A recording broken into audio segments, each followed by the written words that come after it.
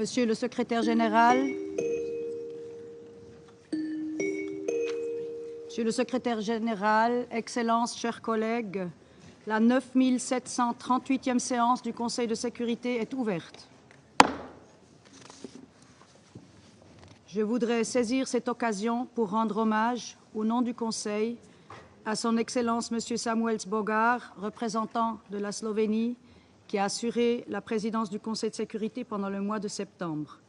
Je suis certain de me faire l'interprète de tous les membres du Conseil en exprimant mes sincères remerciements à l'ambassadeur M. Zbogar et à son équipe pour le grand talent diplomatique avec lequel ils ont mené les travaux du Conseil le mois dernier. En ce début du mois, je voudrais rappeler que le Conseil de sécurité est un lieu de respect entre membres de cette organisation et vis-à-vis de ses représentantes et représentants. Et je prie tous les intervenants et intervenantes de respecter les normes appropriées en matière de ton, de formulation et de contenu dans leurs remarques. L'ordre du jour provisoire de la présente séance est la situation au Moyen-Orient. L'ordre du jour est adopté. Conformément à l'article 37 du règlement intérieur provisoire du Conseil, j'invite les représentants de l'Irak, d'Israël, de l'Italie, du Liban, de la République arabe syrienne et de la République islamique d'Iran à participer à la présente séance. Il en est ainsi décidé.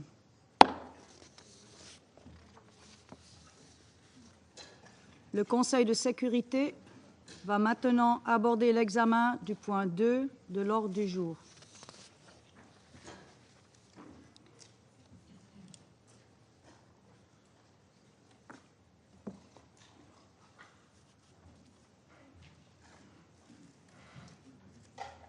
Je souhaite chaleureusement la bienvenue au secrétaire général, son Excellence, M. Antonio Guterres, et lui donne la parole.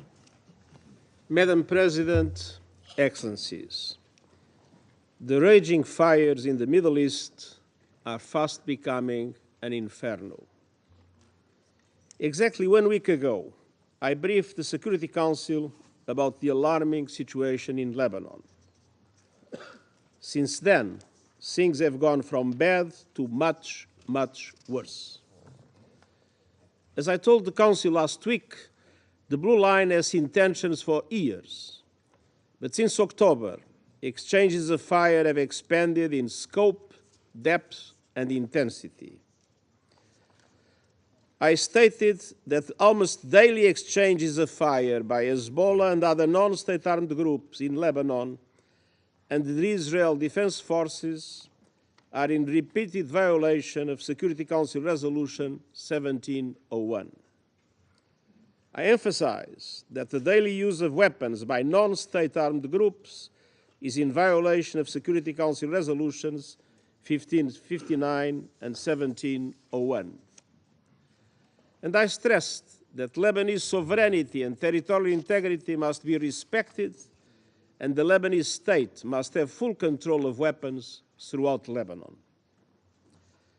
Madam President, in the few short days since then, we have seen a dramatic escalation, so dramatic that I wonder what remains of the framework this Council established with Resolution 1701. Israel forces have conducted relentless airstrikes across Lebanon, including Beirut. The United States and France, with the support of several other countries, have proposed a temporary ceasefire allowing for the restart of negotiations. Israel refused that proposal and stepped up its strikes, including bombing the Hezbollah headquarters where its leader was killed. And Hezbollah has continued rocket and missile attacks on Israel. And yesterday, the Israel Defense Forces conducted what it stated were limited incursions into southern Lebanon. UNIFIL peacekeepers remain in position and the UN flag continues to fly despite Israel's request to relocate. I reiterate our deep appreciation to the military and civilian members of our UN peacekeeping force, UNIFIL, and to troop contributing countries. The safety and security of all UN personnel must be ensured. Madam President, civilians are paying a terrible price, which I utterly condemn. Since last October, more than 1,700 people have been killed in Lebanon, including over 100 children and 194 women. Over 346,000 people are confirmed to have been displaced from their homes, and government estimates put this number as high as 1 million. Another 128,000 people, both Syrian and Lebanese, have crossed into Syria. The UN has mobilized all its capacities to provide urgent humanitarian aid in Lebanon, and I ask the international community to fully fund our appeal. Since October 8th, Hezbollah attacks on Israel have killed 49 people, with over 60,000 people displaced from their homes. It is absolutely essential to avoid an all-out war in Lebanon, which would have profound and devastating consequences. Madam President, yesterday, Iran launched approximately 200 ballistic missiles towards Israel. It stated it was in response to the killings of Hassan Nasrallah and the Islamic Revolutionary Guards Corps Commander Abbas Nilforushan last week, as well as that of Hamas leader Ismail Haniyeh in Tehran in July. Millions of people across Israel and the occupied Palestinian territory were forced to seek shelter. One person was killed from the Iranian strikes, a Palestinian in the occupied West Bank. As I did in relation to the Iranian attack in April, and as should have been obvious yesterday in the context of the condemnation I expressed, I again strongly condemn yesterday's massive missile attack by Iran on Israel. And these attacks, paradoxically, do nothing to support the cause of the Palestinian people or reduce their suffering. Almost 1 year has passed since the atrocious 7 October acts of terror by Hamas and the taking of hostages. And since last October, Israel has conducted in Gaza the most deadly and destructive military campaign in my years as Secretary General. The suffering endured by the Palestinian people in Gaza is beyond imagination. At the same time, the situation in the occupied West Bank, including East Jerusalem, continues to deteriorate with Israeli military operations, construction of settlements, evictions, land grabs, and intensification of settler attacks, progressively undermining any possibility of a two-state solution. And simultaneously, armed Palestinian groups have also used violence. Hamas has continued to launch rockets, and just yesterday, 7 Israelis were killed in a terror attack in Jaffa. Madam President, the events of the past week, the past months, and indeed nearly the past year make it clear. It's high time for an immediate ceasefire in Gaza, with the immediate and unconditional release of all hostages, the effective delivery of humanitarian aid to Palestinians in Gaza, and irreversible progress to a two-state solution.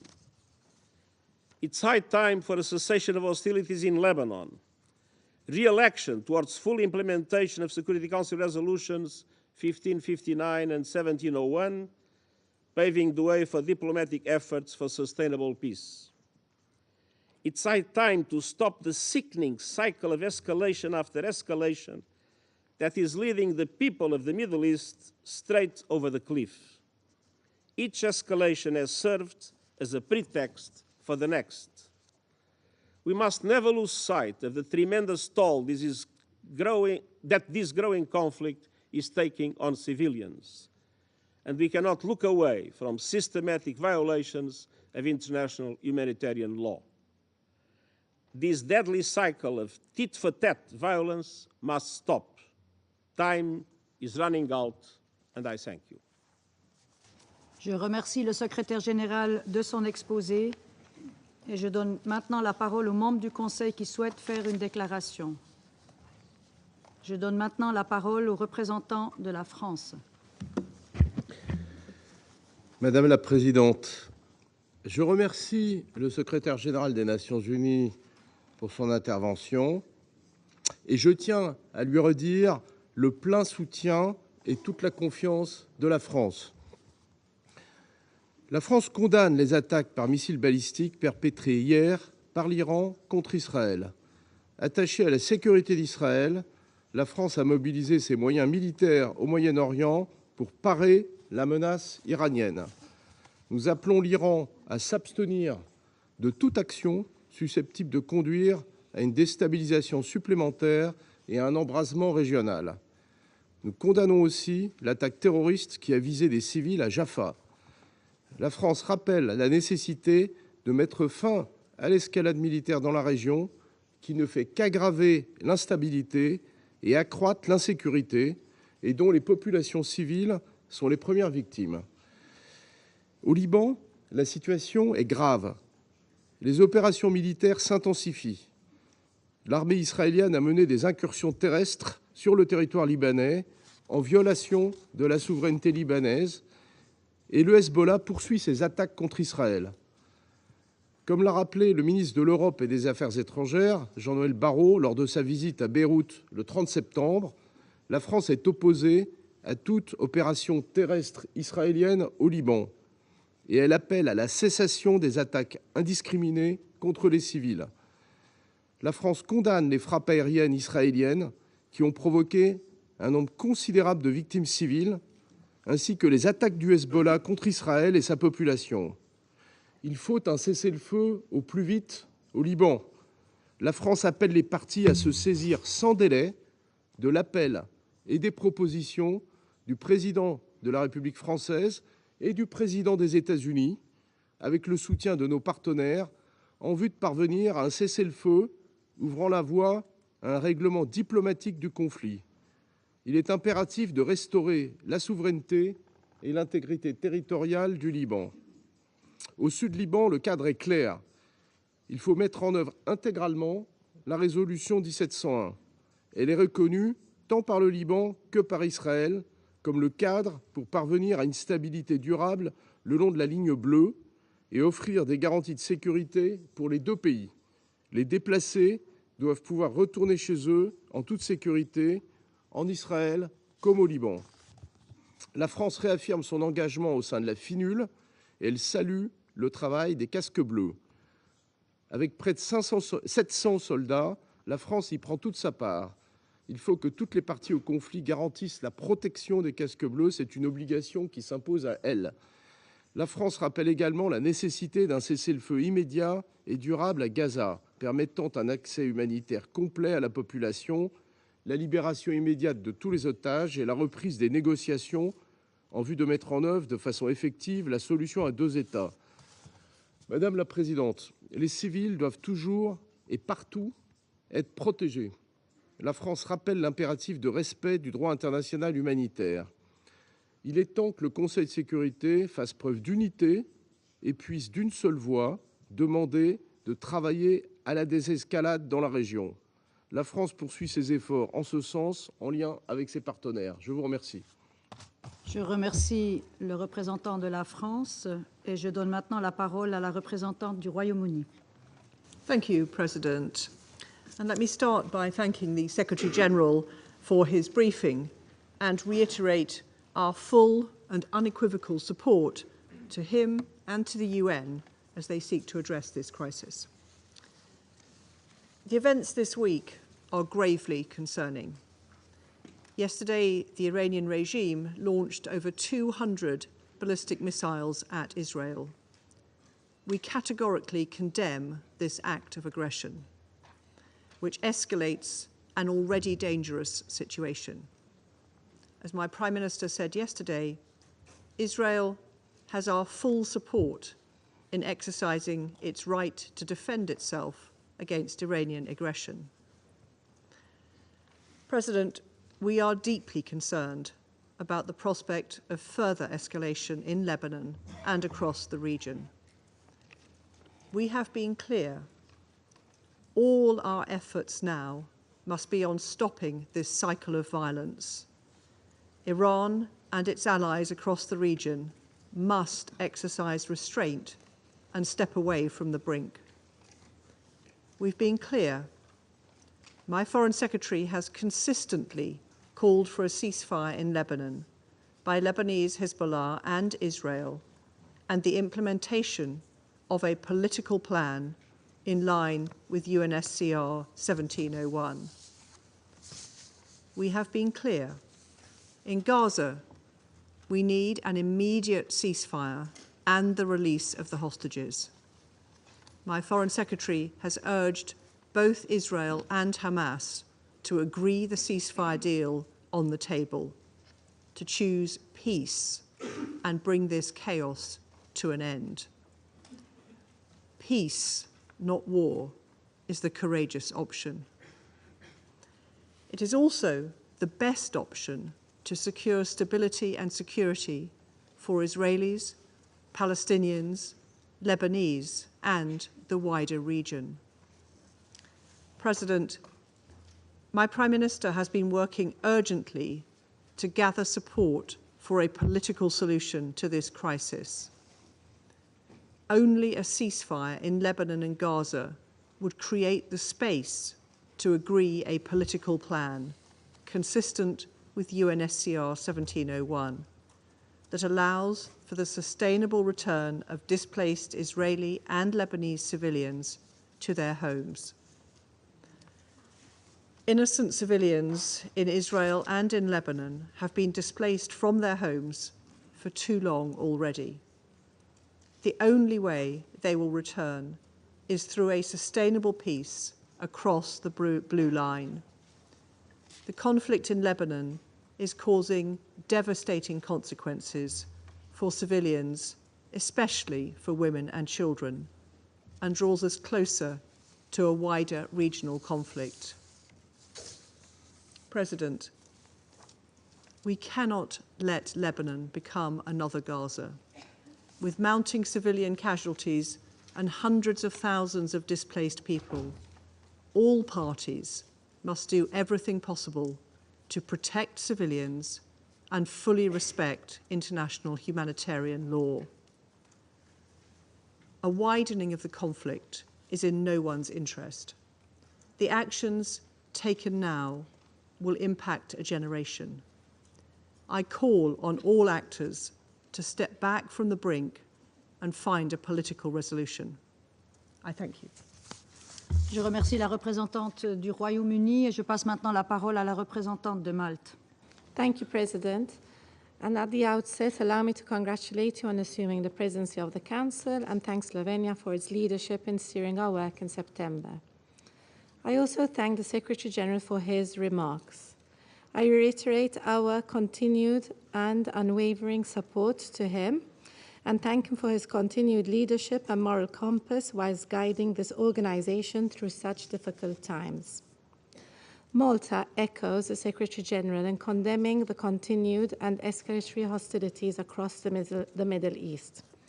This vicious cycle of violence, inevitably leading to a regional conflict, is extremely concerning.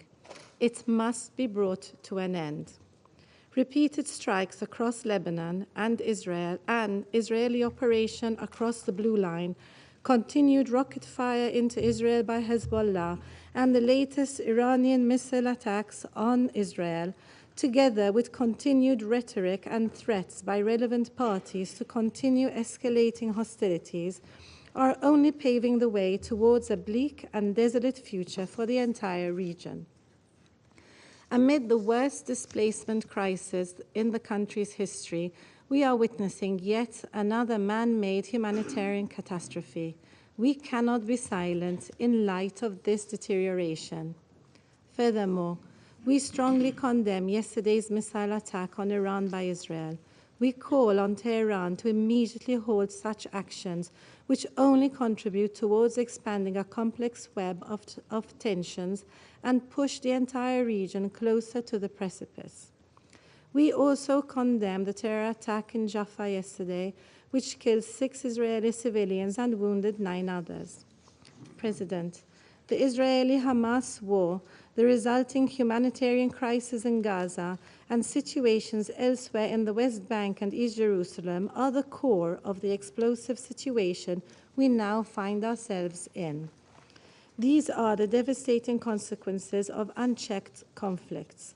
This human suffering is a high price that the people across the Middle East are paying on a daily basis. We stress that indiscriminate bombings, destruction of civilian infrastructure, and mass displacements are violations of international law. All parties must abide by their obligations under international humanitarian law and prioritize the protection of civilians. Furthermore, we emphasize once again that Security Council resolutions are legally binding. They must be respected and implemented. Along the blue line, it is only through the full implementation of Resolution 1701 that the displaced residents of Israel and Lebanon can be able to return to their homes in peace and security. Furthermore, Lebanon must be free of weapons held by militant groups outside the authority of the Lebanese state. We stress the need to establish an area free of armed weapons, other than those of the government of Lebanon and of UNIFIL, between the Blue Line and the Litani River. Violations of Lebanon's territorial integrity and sovereignty, including through Israeli airstrikes and overflights across Lebanon, must cease. A dramatic escalation in Lebanon will only move us further from this goal. In the current crisis, UNIFIL also assumes a fundamental stabilization role. The safety and security of UN peacekeepers is paramount. Also, as a troop-contributing country, we call on all parties to protect and support the important mission of UNIFIL. In Gaza, we reiterate our call for an immediate and permanent ceasefire, the safe return of hostages to Israel, and the full implementation of relevant Security Council resolutions. We continue to support all diplomatic initiatives aimed at de-escalation across the region, including the efforts of the members of this Council. In conclusion, President, the region is witnessing a descent into all-out war, despite months of warning. The narrative for war must end, and the narrative for peace must begin. More importantly, this Council must act in a united and decisive manner. Now is the time to speak with one voice and unequivocally call for an end to all hostilities. The people of the Middle East are waiting for us. The world is waiting for us. Thank you. Je remercie la représentante de Malte et j'invite maintenant la représentante des États-Unis à prendre la parole. Thank you, Madam President. We look forward to working closely with you during your presidency of the Council this month. I also want to thank Slovenia for your successful conclusion of your presidency during the month of September. I wish to thank Secretary General Guterres for his briefing today. Colleagues, yesterday, Iran's Islamic Revolutionary Guard Corps, the IRGC, launched nearly 200 ballistic missiles at Israel. Tragically, there has been a confirmed death of a Palestinian civilian in the West Bank. Iran's stated intention was to avenge the deaths of 2 IRGC-supported terrorist leaders and an IRGC commander by inflicting significant damage and death in Israel. Thankfully, and through close coordination between the United States and Israel, Iran failed to achieve its objectives. This outcome does not diminish the fact that this attack, intended to cause significant death and destruction marked a significant escalation by Iran. It does not negate the need for immediate Council action. This is a moment for this Council to speak out with one voice and condemn Iran for its unprovoked attack against another member state, and equally important to impose serious consequences on the IRGC for its actions. Colleagues, in a broad sense, Iran was complicit in the October 7th attacks on Israel through its funding, training, capabilities, and support for the military wing of Hamas. And after Hamas's horrific attack carried out nearly a year ago today, the United States sent a clear message to Iran. Don't exploit the situation in ways that would risk propelling the region into a broader war. The IRGC flagrantly and repeatedly ignored this warning by encouraging and enabling the Houthis in Yemen to disrupt global shipping and launch attacks against Israel, by supporting militant groups in Syria and Iraq, which repeatedly attacked American forces engaged in the fight against ISIS, and by arming and encouraging Hezbollah after its former leader, Nasrallah, made the decision on October 7th to open a northern front against Israel. There can be no doubt Iranian support to regional proxies has directly contributed to the crisis in Gaza and Lebanon.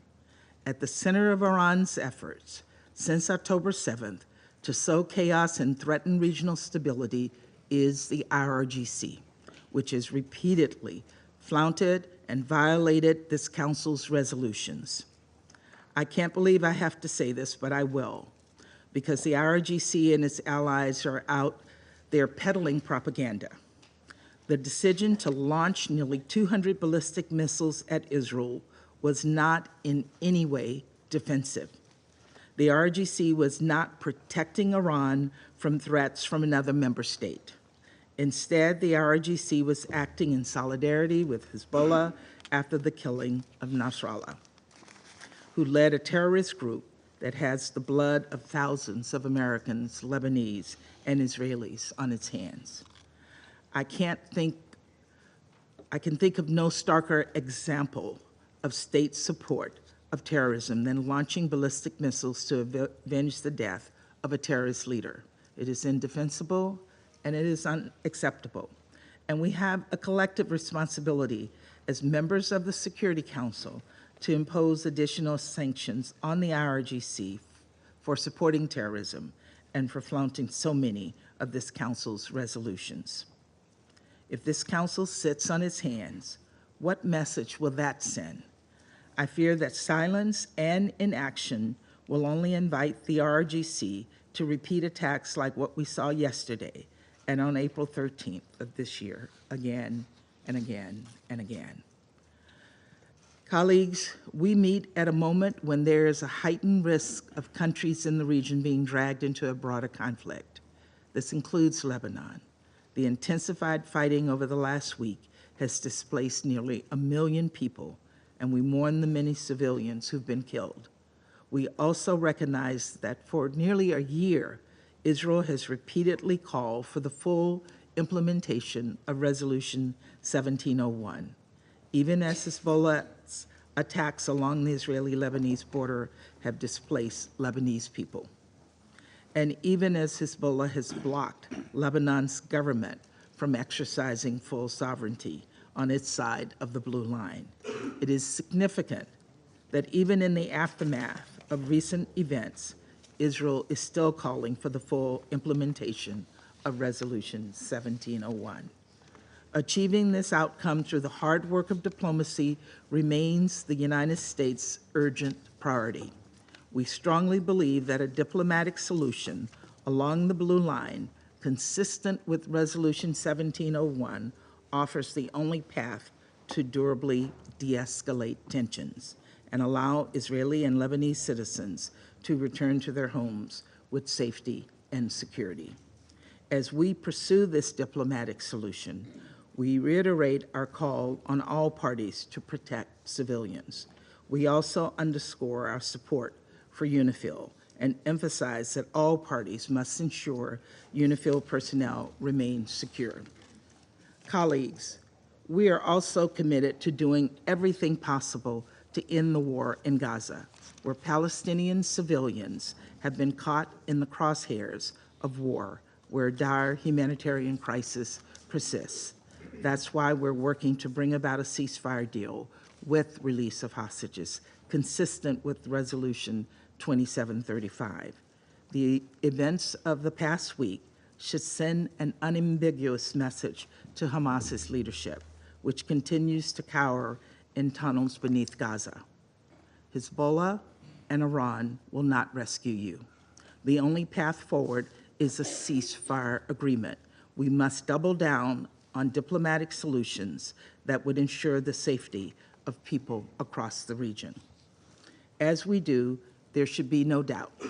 The United States will continue to support Israel's right to defend itself against Hezbollah, Hamas, the Houthis, and any other Iranian-supported terrorists. Of course, how Israel defends itself matters. We continue to make clear that measures must be taken to minimize civilian harm. Colleagues, as President Biden emphasized following yesterday's attack, the United States is fully supportive of Israel. Our actions have been defensive in nature. Let me be clear. The Iranian regime will be held responsible for its actions, and we strongly warn against Iran or its proxies taking actions against the United States or further actions against Israel. Colleagues, this moment of great risk is a test of this Council. It is imperative that we unequivocally condemn Iran's attack and demand that it cease its support for terrorism in the region.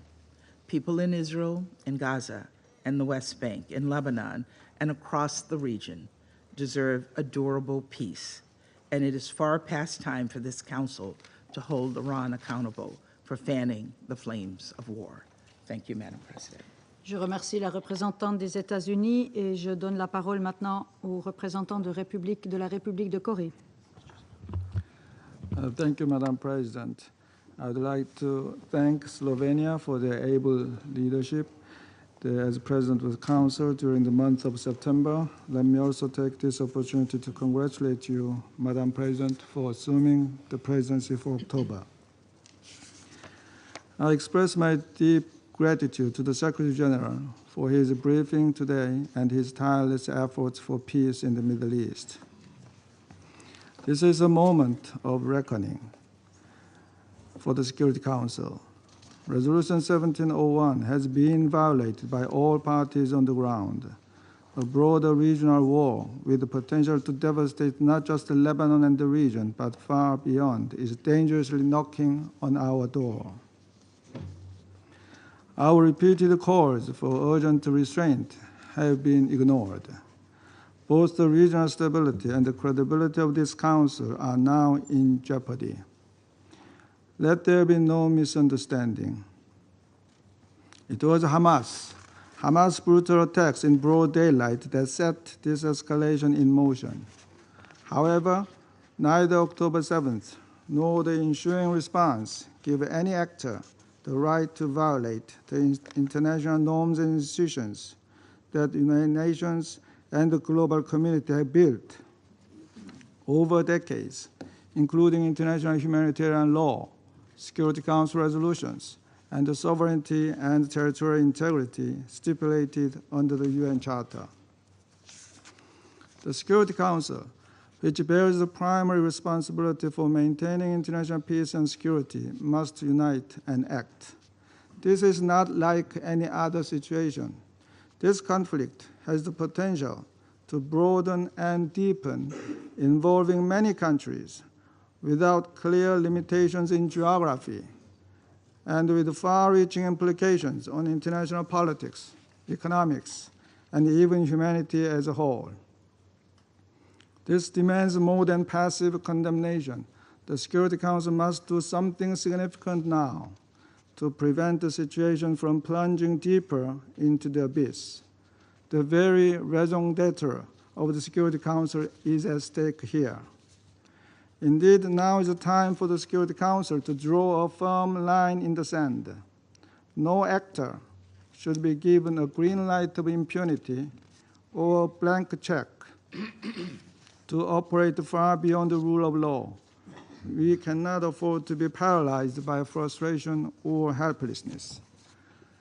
Colleagues, let me conclude by fully echoing the statement made by the Secretary General yesterday. And I quote, "I condemn the broadening of the Middle East conflict with escalation after escalation. This must stop. We absolutely need a ceasefire," unquote. I thank you. Je remercie le représentant de la République de Corée et j'invite la représentante de Slovénie à prendre la parole. Thank you, Madam President. First, allow me, on behalf of Ambassador Bogar and our entire team, to thank you sincerely and other members for your kind words, and also to wish to congratulate you and your team for assuming the presidency of the Council for October. Wish you all the best. We thank the Secretary General for his briefing. Madam President, in the last 2 weeks, we have met several times to discuss the situation in the Middle East. It has become increasingly clear that the current escalation is gaining its own, even more dangerous momentum. The actions and reactions of actors involved are dragging the region further away from peace and closer to an all-out war. No single party can absolve itself of blame for the chaos that is unfolding. This has become a crisis of retaliation and vengeance, where each strike fuels the next. Let me be clear, the region needs full and immediate de-escalation. For this to happen, a ceasefire on all fronts is urgent. We condemn the recent escalation in the Middle East. This includes Iranian attack on Israel. It includes Israeli attacks on Lebanon and the escalation between Hezbollah and Israel. We call on Israel to revoke the ground operation in southern Lebanon. It also includes continuous Israeli military operation in Gaza, and it includes yesterday's terror attack in Jaffa. We see deeply troublesome parallels. Escalation from any side only leads to further violence, not security or peace. We want to underline more violence cannot bring more stability and security in the region or beyond. War is not a solution to the problems in the Middle East. There is no military solution to the crisis. We call on all countries and actors to show restraint, and to everyone with influence must exert it. To Israel, Iran, Hezbollah, Hamas, the Houthis, and others, the circle of violence must stop. Retaliations must stop. Escalations must stop. We call on all parties to respect international law, particularly international humanitarian human rights law. Respect for and compliance with international law are a must. Protection of civilians must be ensured at all times, and we are dismayed by the impact of the escalation in Lebanon on civilians and condemn the high number of civilian casualties. Massive displacement in Lebanon will add an additional strain on a country which is already facing numerous challenges. Equally, this intensification of the conflict will not bring thousands of displaced Israelis back to their homes. And we must not forget about the entire population of Gaza being displaced repeatedly. There is a dire need to recommit and fully implement Resolution 1701. This Council must stand united in its call for de-escalation and ceasefire. We repeat our call for safety and security of UNIFIL to be ensured at all times. We also take this opportunity to express our full support to the work of the United Nations and the Secretary General in this crisis. We appeal to Israel to reconsider today's announcement. It is high time to strengthen the role of diplomacy and to prioritize peace. We support all initiatives which could bring stability about peace. Ceasefire negotiations related to Lebanon and to Gaza are utmost needed. We underline this Council has primary responsibility for maintenance of international peace and security. The region is standing at a precipice. We are a step away from an all-out war that threatens not only the region, but global peace and stability. In the complex history of the Middle East, the Council has made various attempts to shoulder its responsibility. It is now on us, these 15 countries sitting by this table, to unite and call out for an all-out ceasefire. I thank you, Madam President. Je remercie la représentante de Slovénie et j'invite le représentant d'Algérie à prendre la parole. Madam President, I would like to commend Slovenia for their remarkable presidency of the Council during last month. And I also congratulate Switzerland for assuming the presidency for this month and assure them of Algeria's full support. I extend my sincere gratitude to Mr. Antonio Guterres for his comprehensive briefing. And I express Algeria's full solidarity, admiration, and support for the Secretary General following the incredible decision of the Israeli occupying authorities to declare him persona non grata.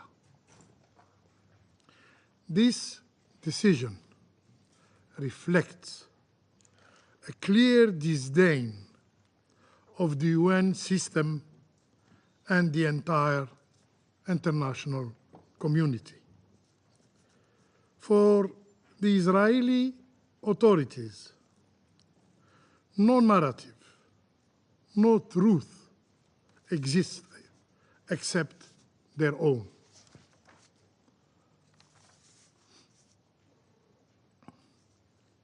Madam President, this meeting marks the third time in a single week that we have heard from the Secretary General regarding the Middle East. It is a testimony of the gravity of the situation. We stand perilously close to a regional conflagration, with tensions escalating daily. The situation has further deteriorated due to the Israeli aggression against Lebanon, beginning with the targeting of civilian electronic devices and progressing to indiscriminate bombardment and ground invasion that shows a blatant disregard for human life, a flagrant violation of international humanitarian law. Following the attacks detonating civilian electronic devices, the Security Council convened at Algeria's request. We endeavored to have the Council send a simple message, a call for immediate desescalation, a call for immediate desescalation. Regrettably, the Council failed in this attempt. Madam President, the Security Council's inability to act has exacted a devastating bill, a devastating toll. Between September 17 and 25th, the Israeli militaries claimed more than 1,000 lives in Lebanon. 1,000 lives in Lebanon, including 87 children and 156 women, while displacing 1 million of Lebanese in the country's largest exodus. Our inaction has effectively granted Israel under the right of self-defense principle. Our inaction has effectively granted Israel carte blanche to continue its rampage in Gaza, in West Bank, carte blanche to escalate against Lebanon and pursue the bloody agenda of death and destruction.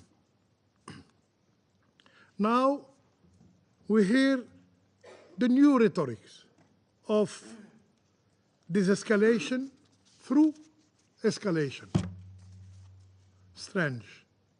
This is a dangerous fallacy. Escalation inevitably breeds further escalation for years to come. This surge in violence has derailed efforts to implement Resolution 2735 and has severely compromised any prospect for calm in Lebanon and the wider region. The Security Council must act with greater resolve to be relevant, simply to be credible.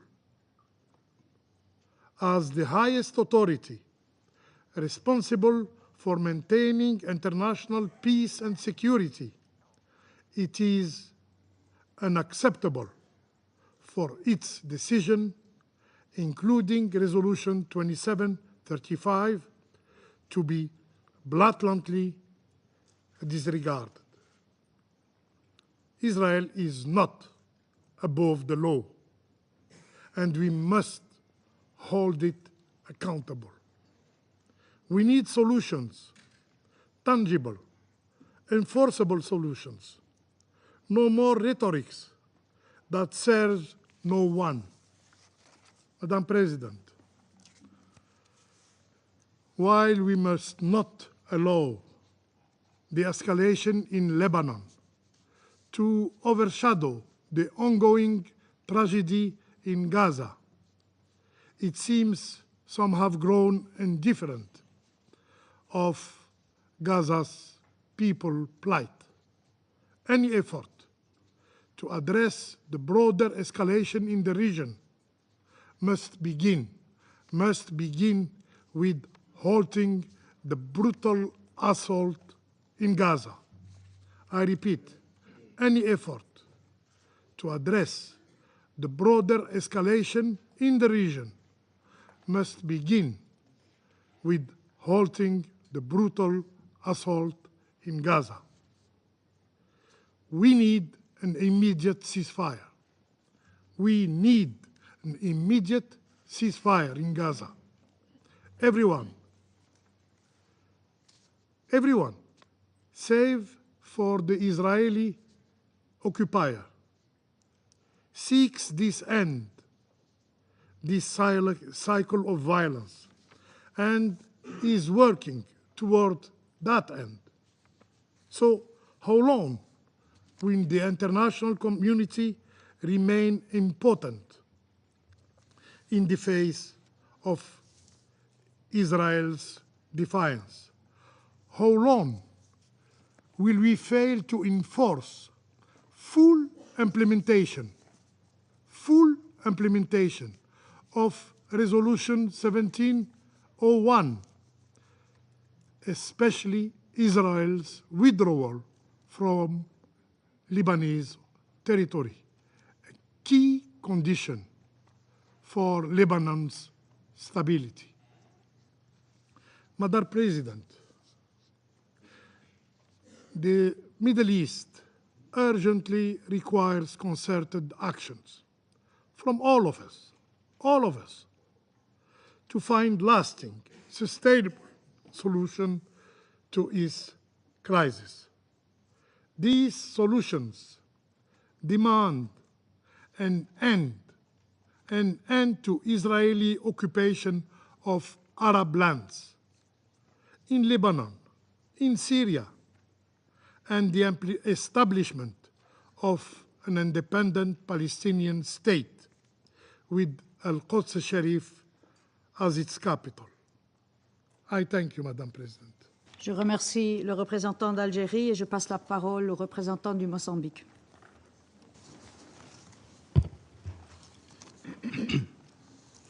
Madam President, allow me first to congratulate Switzerland on assuming the presidency of the Security Council in this very challenging month of October.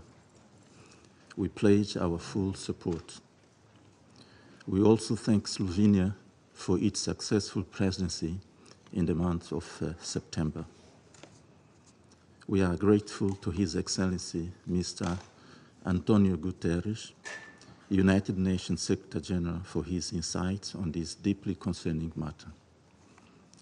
Madam President, the Middle East remains a region of intense and complex geopolitical dynamics, shaped by historical legacies, power struggles, and intricate relationship among various states and non-state actors, significantly shaping the region's landscape.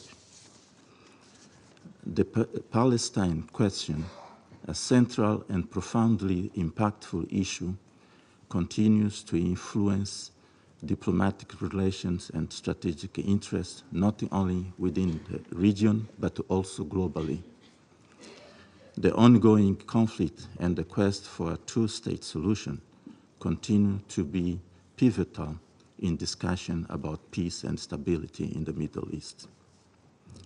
Amidst the ongoing Israel strikes in Gaza, Beirut, and beyond, Iran has recently launched ballistic missiles into Israel, marking a sharp escalation in regional tensions.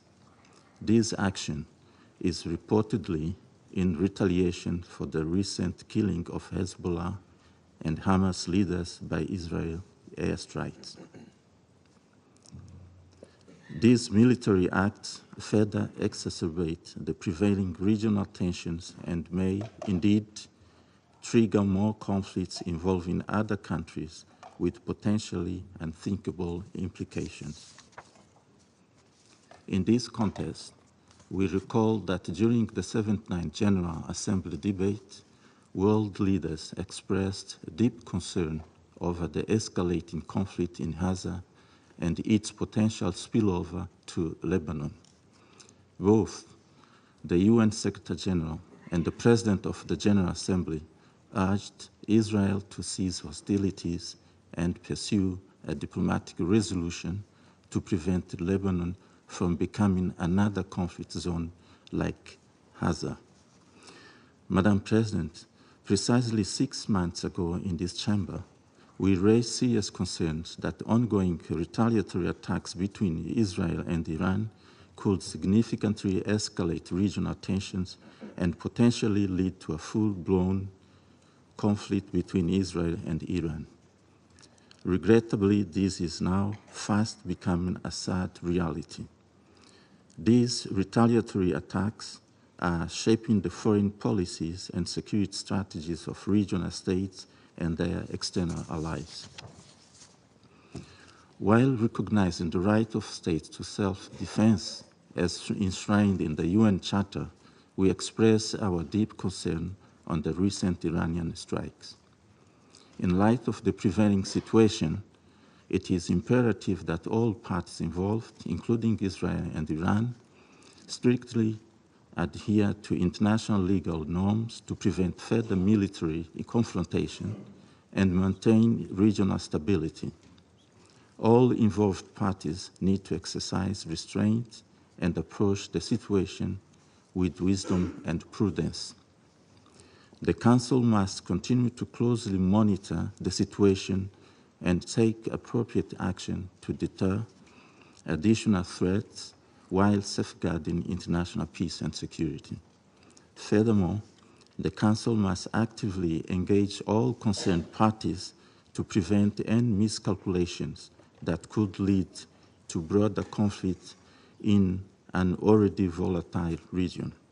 Such escalation would have devastating consequences for civilians who are already suffering in the occupied Palestinian territory, in Syria, in Lebanon, in Israel, and the broader Middle East.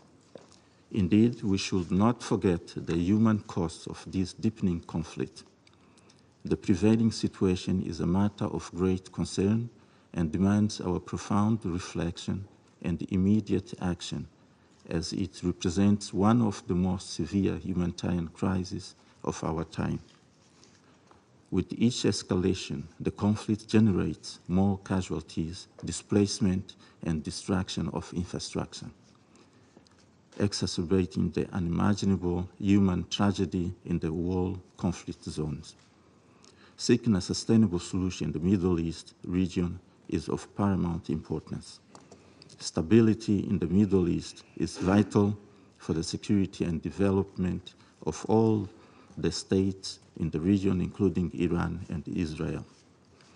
We therefore reiterate our consistent appeal to the Council members to redouble their efforts and influence towards this noble goal in full compliance with all relevant international norms, including resolution, decisions, and other instruments of the United Nations.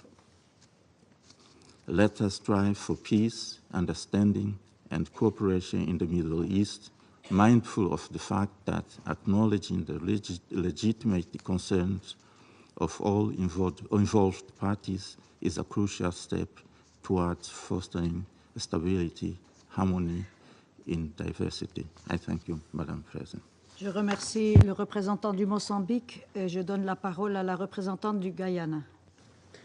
Thank you, Madam President, and allow me to congratulate Switzerland on the assumption of the presidency and to thank Slovenia for their successful presidency. I also thank Secretary General for his sobering briefing on the urgent and rapidly deteriorating situation in the Middle East, including Lebanon, and express Guyana's full support to him, including for his untiring efforts. Madam President, the situation in the Middle East is barreling towards a greater catastrophe. Israel continues to expand its military operations to Lebanon while continuing its intense offensive in Gaza. And we are now witnessing a dangerous escalation of attacks between Israel and Iran. Amidst the deadly tit-for-tat, tensions continue to ratchet up on multiple fronts, and the entire region ticks as a virtual time bomb before our very eyes. Guyana urges all parties to step back and to immediately end all hostilities. This Council must act as one on the side of peace and respect for international law and the United Nations Charter. We must work to de-escalate the situation, and civilians must be protected on all fronts at all times. Madam President, when we met last week to discuss Lebanon, it was clear to every member of this Council that disastrous consequences could ensue from a wider armed conflict in that country. Today, we are meeting amidst reports of ground incursions by Israel into the sovereign territory of Lebanon in violation of the UN Charter and Resolution 1701, and following aerial bombardments from southern Lebanon to the heart of Beirut, resulting in more than 1,000 deaths in the past 2 weeks alone, not to mention the thousands injured and displaced. Guyana calls on Israel to uphold their obligations under the UN Charter and the wider body of international law, including international humanitarian law. Madam President, the people of Lebanon should be spared from the throes of a war neither of their making nor choosing, even as the country continues to grapple with difficult economic and political circumstances. This Council must act in the interest of international peace and security to prevent further tragedy in Lebanon, Gaza, and throughout the Middle East. Allow me to conclude with 3 urgent appeals. First, Guyana reiterates its call to all parties to immediately cease the hostilities and to abide by their obligations under international humanitarian law, in particular, the protection of civilians. We must intensify our efforts for a ceasefire in Gaza, in Lebanon, and every other front of operations. This Council must use all of its available tools to contribute to a diplomatic solution and to the full implementation of Resolution 1701, which provides a clear path for resolving this conflict in a manner that ensures that peace and security can be enjoyed by the people of both Lebanon and Israel. Second, we appeal to all parties to guarantee the safety and security of all UN and humanitarian personnel, including those attached to UNIFIL. As is the case with all UN personnel, UNIFIL has operated under extremely difficult circumstances over the past year and is undoubtedly being placed in a position of much greater risk as hostilities heightened in their area of operations. We must work to ensure that conditions remain conducive for the exercise by UNIFIL of its important mandate. Third, Guyana appeals for a renewed investment in peace over aggression.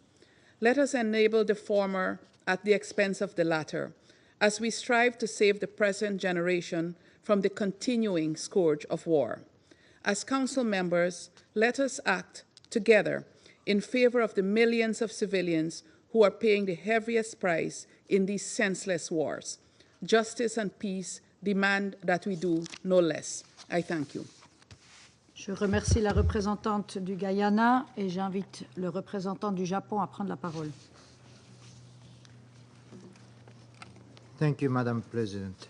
First of all, let me express our gratitude to Slovenia for their successful presidency in September and congratulate Madam President on your assumption of the presidency for October, and we express our full support to your presidency. I also would like to thank Secretary General for his sobering and important briefing today. Since last October, the world has witnessed an unconscionable spiral of violence in Gaza, the West Bank, Lebanon, Yemen, Syria, and beyond.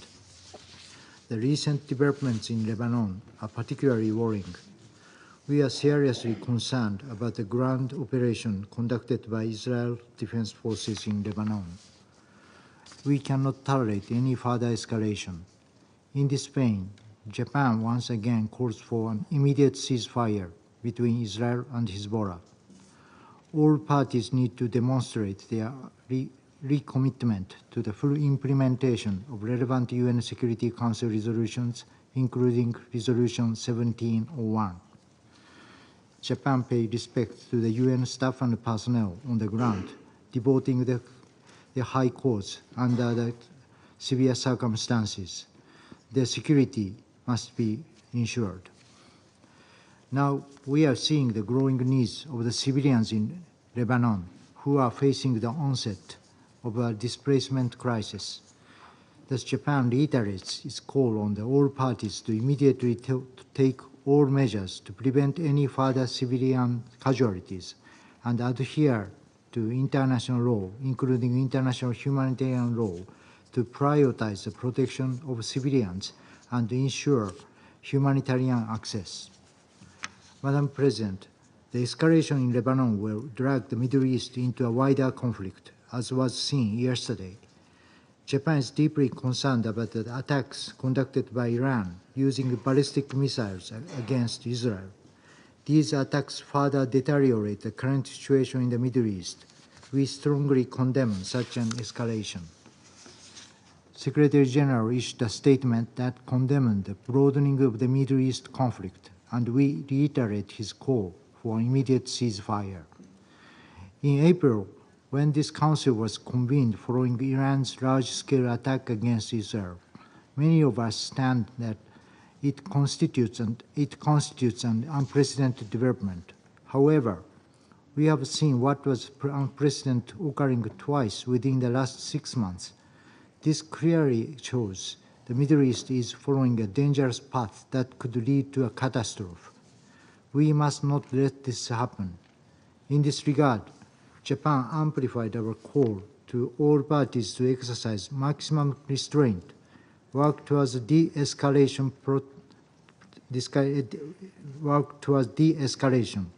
protect civilians, and work through dialogue and diplomacy towards peace. Neither the region nor the world can afford any more conflicts. Thank you, Madam President. Je remercie le représentant du Japon et j'invite le représentant de la Fédération de Russie à prendre la parole. Госпожа председатель, хотим поздравить Словению с завершением председательства в Совете в сентябре, объективно непростом месяце для любого председательства. И поздравить Швейцарию с вступлением в должность председателя Совета в октябре. Благодарим генерального секретаря за его оценки ситуации на Ближнем Востоке, резко обострившейся на фоне беспрецедентного витка эскалации насилия в Ливане и расширения географии конфронтации на соседей по региону. Приняли также во внимание позиции Израиля и Ирана, изложенные в распространенных накануне письмах. К сожалению, ближневосточный регион буквально на наших глазах скатывается в пучину новой большой войны, а Совет Безопасности лишь беспомощно наблюдает за этим. Израильская бесчеловечная военная операция в Газе продолжается, несмотря на требования подавляющей части международного сообщества ее остановить. Раскручивание спирали насилия предсказуемо привело к обострению ситуации в Ливано-Израильском приграничье, в Йемене и акватории Красного моря. Однако вместо того, чтобы задействовать возможности дипломатии, власти Западного Иерусалима сделали однозначную ставку на силовое оккупирование своих озабоченностей. А их американские подельники во всем им подыгрывают, парализуя работу Совета Безопасности. В итоге новой жертвой израильской военной машины стал Ливан. После интенсивных обстрелов ливанских городов южный сосед приступил к наземной операции в этой стране. Кроме того, после серии политических ликвидаций, включая убийство главы исполсовета Хамас Хании, генерального секретаря Хизбаллы Насраллы и ряда других лидеров, противостоящих Израилю движений, в конфронтацию включился и Иран, целых 2 месяца проявлявший исключительную в данных обстоятельствах сдержанность. Из выступлений наших западных коллег складывается впечатление, что единственная проблема, которая стоит перед Советом сегодня, это ответный ракетный удар Ирана. Сложно представить, на какую роль в дипломатическом процессе с подобной оценкой ситуации можно рассчитывать. Как будто все это случилось в вакууме. Как будто ничего не происходит и не происходило в Ливане, в Газе, в Сирии, Йемене, что и привело к новому, опаснейшему витку разрастающегося ближневосточного конфликта. Россия решительно осуждает нападение на Ливан и призывает израильские власти незамедлительно прекратить силовые действия и вывести войска с ливанской территории. Не видим никаких оправданий для новых жертв со стороны гражданского населения, счет которых идет уже на тысячи. Выражаем солидарность с руководством и народом дружественного Ливана, подвергшегося вооруженной агрессии. Искренне соболезнуем родным и близким погибших. Требуем полного и комплексного выполнения резолюции Совета Безопасности 1701, в которой содержится как обязательство Израиля по прекращению всех наступательных военных операций, выводу своих вооруженных сил из Южного Ливана и прекращению оккупации ливанских территорий, так и обязательства Хизбаллы по отводу подразделений к северу от реки Литани. Израильская сторона должна неукоснительно обеспечивать безопасность временных сил ООН в Ливане, подвергающихся непредсказуемым рискам в связи с израильским вторжением. Напоминаем о том, что угроза жизни и здоровья голубых касок может представлять собой военное преступление. Также решительно осуждаем убийство Насраллы. Вызывает отторжение тот факт, что для его ликвидации на жилой квартал ливанской столицы было сброшено более 80 бомб весом в 1 тонну. В результате уничтожено 6 многоэтажных домов. О какой избирательности этой акции можно говорить в подобных обстоятельствах? Данная политическая ликвидация чревата катастрофическими последствиями для Ливана и всего Ближнего Востока. В Западном Иерусалиме не могли этого не понимать, однако сознательно пошли на обострение. Таким образом, на израильскую сторону ложится вся полнота ответственности за последовавшую эскалацию и ее последствия, в том числе для населения Израиля. В рамках выполнения своего мандата по поддержанию международного мира и безопасности Совет Безопасности ООН должен заставить Израиль незамедлительно прекратить боевые действия. Мы с вами обязаны также приложить все силы для создания условий для политико-дипломатического урегулирования. В этом контексте отмечаем сигнал Тегерана о нежелании дальнейшего раскручивания спирали конфронтации. Госпожа председатель, Совет Безопасности в последнее время часто и, казалось бы, вполне справедливо подвергается критике за неспособность остановить насилие в зоне палестино-израильского противостояния. При этом те, кто следит за нашей работой, прекрасно знают, что 14 из 15 членов Совета Безопасности давно уже приняли бы необходимые меры для принуждения сторон к миру, сохранив таким образом жизни тысяч ни в чем не повинных женщин, детей и стариков. И Израиль не смог бы действовать настолько нагло и наплевательски по отношению к международному праву, если бы не чувствовал себя под безусловной и всепогодной защитой Соединенных Штатов. Ради своего ближневосточного союзника Вашингтон уже 5 раз применил в СБ право вето и с начала июня сознательно пытается вводить нас всех за нос, рекламируя свой пресловутый план Байдена и свою тихую дипломатию по заключению сделки между Хамас и Израилем. Честно говоря, от этого всего складывается устойчивое впечатление, что эти опосредованные переговоры Вашингтон вообще ведет сам с собой. Весьма символично поэтому, что команду на ликвидацию лидера Хизбаллы и начало опаснейшего витка региональной эскалации израильский премьер дал именно из Нью-Йорка, предварительно выступив с подчеркнутым милитаристской речью с трибуны Генеральной Ассамблеи ООН. Вот с каким спевшимся дуэтом, уважаемые коллеги, мы с вами на самом деле имеем дело. И вопрос, разумеется, не только в моральной и политической поддержке, но и в многомиллиардных поставках оружия, которые в Вашингтоне, как ни в чем не бывало, продолжают отгружать Израилю, несмотря на истребление 42 тысяч палестинцев, который, разумеется, ни в каких посреднических усилиях не нуждается и продолжает свою бесчеловечную кампанию. В итоге пламя всепоглощающего конфликта распространяется все шире, охватывая все новых соседей Израиля в регионе. Огромная и опаснейшая иллюзия состоит в том, что в этом разрастающемся огне Израиль сможет остаться невредимым. Это пламя уже поглощает жизни остающихся израильских заложников, а в Западном Иерусалиме делают вид, что это все часть их плана, пренебрегая при этом общественным мнением в самом Израиле. Госпожа председатель, еще одна опасная иллюзия состоит в том, что Израиль, обладая значительным военным превосходством, планирует разбираться со спровоцированным им кризисом сам. Становится все более очевидным, что в планах израильского руководства любой ценой спровоцировать прямой конфликт между своим главным региональным противником Ираном и Соединенными Штатами. Сложно сказать, понимают ли это в Вашингтоне, но пока эта пьеса разыгрывается по израильским нотам. Если она дойдет до финала, конфликт может выйти на невообразимый уровень эскалации, угрожая уже не только Ближнему Востоку, но и всему миру. Убеждены, что в наших общих интересах предотвратить подобный сценарий. Хочется верить, что прозреют, наконец, и наши американские коллеги и в полной мере осознают свою ответственность как постоянного члена Совета Безопасности ООН. Госпожа председатель, единственным выходом из складывающейся на Ближнем Востоке ситуации видим задействование всего имеющегося у нашего Совета обширного инструментария, позволяющего эффективно добиваться прекращения конфликтов и выполнения имеющихся резолюций Совета Безопасности. Любые иные инициативы будут носить паллиативный характер и требуемого эффекта не принесут.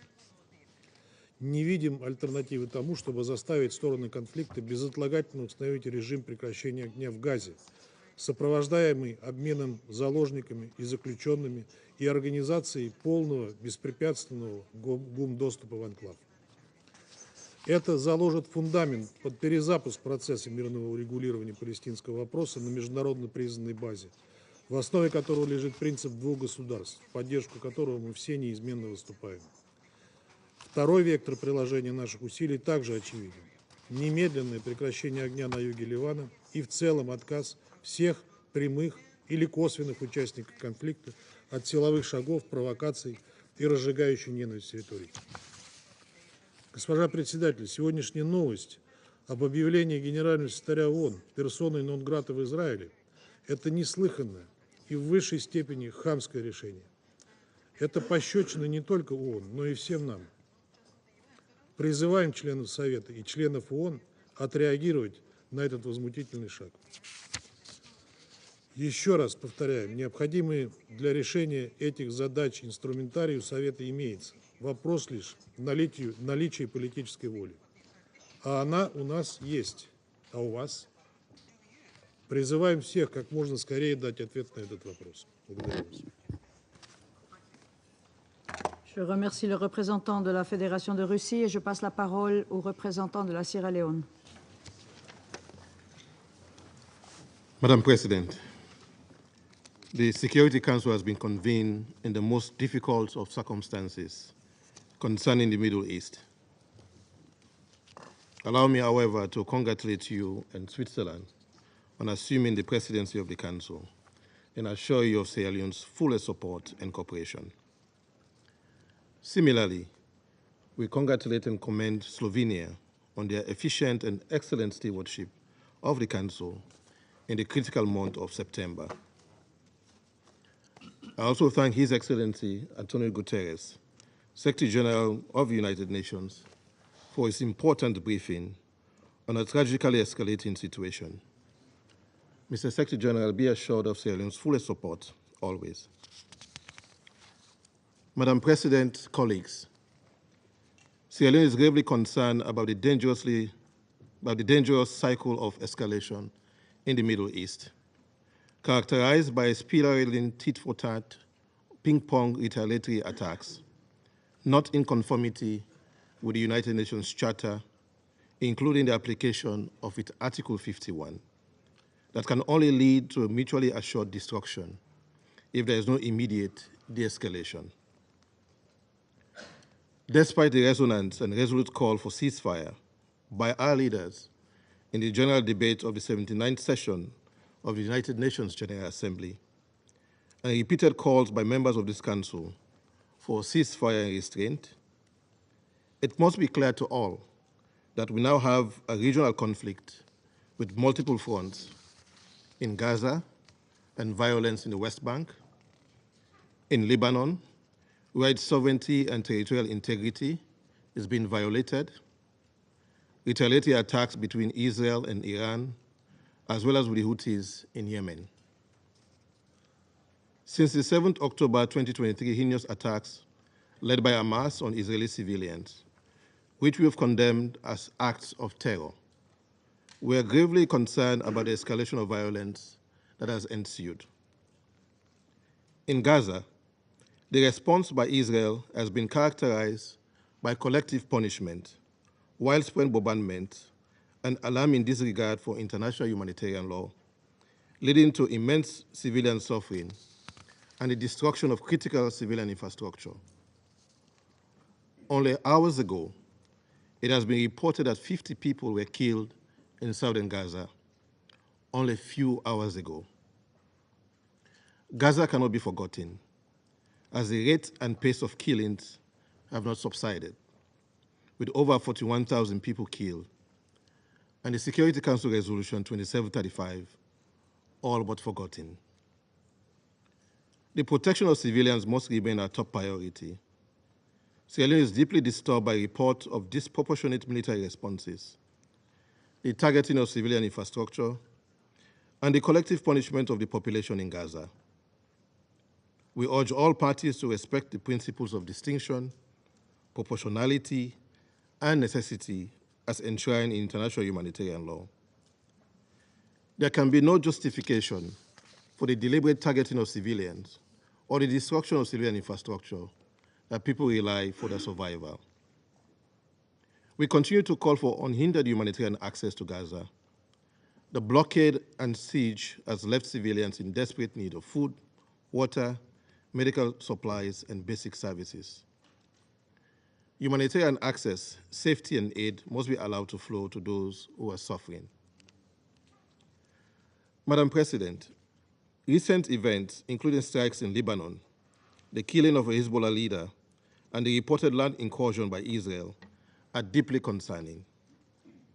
These developments have heightened the risk of regional destabilization, and we call on all actors to show restraint, avoid further escalation, and recommit to dialogue and compliance with Security Council Resolution 1701. We urge the parties to comply with their obligations regarding UNIFIL and the protection of UN peacekeepers and UN premises. It is clear that today, Israel and Hezbollah are at war.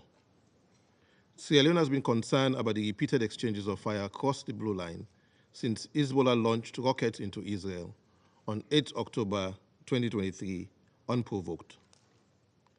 While the exchanges of fire were largely confined to the immediate vicinity of the blue line for a short period, we observed the gradual intensification along and increasing well beyond the blue line, causing civilian casualties and infrastructure damage, destruction of farmlands, and displacement of tens of thousands of civilians. Members of this council, including Sierra Leone, have been expressing the risk of the danger of miscalculation, a wider and devastating regional conflagration as a consequence of the conflict between Israel and Hamas. Today, Middle East is at war. We note the declaration of Israel to return displaced residents and further declaration of Hezbollah on a ceasefire in Gaza. We express deep concerns over the dangerous rhetoric relating to the achievement of respective military objectives by the conflicting parties. In this regard, Sierra Leone reiterates that military action is not the best course of action to achieve the stated objectives of the parties. Sierra Leone therefore calls on the parties to use diplomatic channels, including the United Nations good offices, to avoid further escalation and risking a war that will include actors outside of the region. This Council must now stand united in calling for full implementation of all relevant Security Council resolutions, including Resolution 1701 and 1559. All sides must agree to a ceasefire as a precursor to the resettlement of displaced residents in the south of Lebanon and in the north of Israel peacefully. Madam President, a letter dated 1st October 2024 from the Permanent Representative of Iran to the United Nations addressed to the President of the Security Council confirms what we all witness as reported by global news media, to the effect that, and I quote, the armed forces of the Islamic Republic of Iran carried out a series of missile attacks against the military and security target of, end of quote, the State of Israel. The leadership of Israel has vowed to further retaliate. Sierra Leone condemns all attacks that violate international law and the UN Charter, including, as aforesaid, the blatant misapplication of Article 51.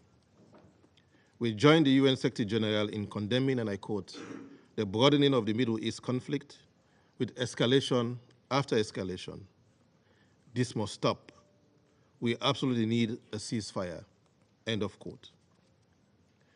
The path to peace cannot be paved with violence. A sustainable solution can only be achieved through genuine dialogue and diplomacy, addressing the legitimate rights and concerns of the conflicting parties, most particularly the aspirations of both the Palestinian and Israeli people. This includes the right of the Palestinian people to self-determination and the right of Israel to security within its recognized borders. In conclusion, Madam President, Sierra Leone continues to call for the parties to consider the global implications of their actions and to recommit to a cessation of hostilities. We urge the Security Council, our Council to act decisively to halt the violence, enforce a ceasefire, the release of hostages and prisoners, facilitation of access to humanitarian aid, ensure accountability, and work towards a just and lasting solution that respects the rights of all peoples. Let us end the occupation of Palestine, as the International Court of Justice has called for, implement the two-state solution, and choose a future of peace, stability, and dignity for both Palestine and Israel. Sierra Leone stands firm in its commitment to peace, justice, and international law. I thank you. Je remercie le représentant de la Sierra Leone et j'invite le représentant de la Chine à prendre la parole. 主席，我祝贺瑞士担任本月安理会轮值主席，感谢斯洛文尼亚作为上月主席所做的工作。我感谢法国要求召开这次紧急会议，我也感谢古特雷斯秘书长所做的通报。在此，我愿重申，中国坚定支持秘书长的工作，反对以色列对秘书长的无端指责。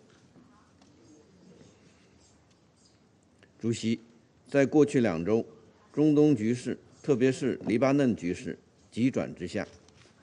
在黎巴嫩境内数千台通讯设备被远程操控同时引爆后，以色列对黎巴嫩南部和东部实施多轮大规模空袭。昨天，以色列又对黎巴嫩发动地面攻势，实施军事入侵。以色列还对叙利亚发动了密集的空袭。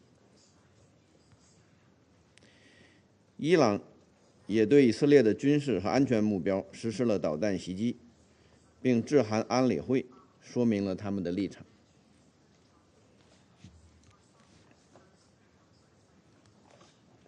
中方对当前严峻局势和下步发展前景深表关切，极为担忧。我们呼吁切实尊重各国主权、安全和领土完整，重申反对一切违反国际关系基本准则的行为，谴责一切针对平民的暴力袭击。我们赞同联合国方面的立场，即任何以色列越境进入黎巴嫩的行为都侵犯黎巴嫩的主权和领土完整，都违反安理会第1701号决议的规定。去年10月以来，暴力冲突循环往复，在中东地区一再上演。以色列罔顾国际社会的要求立即停火的呼声，执意推进军事行动，导致冲突延宕和扩大。当前，一场全面战争一触即发，在此关键时刻，任何煽动性言论和挑衅性行动都极端危险，极易引发误判，带来连锁反应，使局势轮番升级，甚至完全失控。我们敦促所有各方，特别是以色列，厉行克制，避免采取任何可能导致局势进一步升级的行动。主席，冲突已经造成前所未有的人道灾难。我们看到，加沙已经是人间炼狱，在黎巴嫩也有大量民用设施被毁坏，数千人伤亡，超过100万人背井离乡，包括大批巴勒斯坦难民。我们呼吁冲突各方遵守国际人道法红线，切实保护平民安全。我们支持联合国人道系统采取紧急行动，为缓解巴勒斯坦和黎巴嫩的人道局势做出努力。中方重申尊重联黎部队中立性，切实保障联合国维和人员安全的重要性。联合国资产和人员不应成为武装攻击的目标。主席，安理会肩负着维护国际和平与安全的重要职责。当前形势下，安理会有必要紧急采取行动，团结一致提出明确无误的要求，必须在加沙立即实现停火，必须停止暴力循环，必须全力防止战争蔓延，必须推动有关各方回到政治和外交解决的轨道。形势已经岌岌可危，任何消极拖延都是不负责任的。任何纵容更大军事冒险的说辞，都将释放错误信号，并可能产生严重的后果。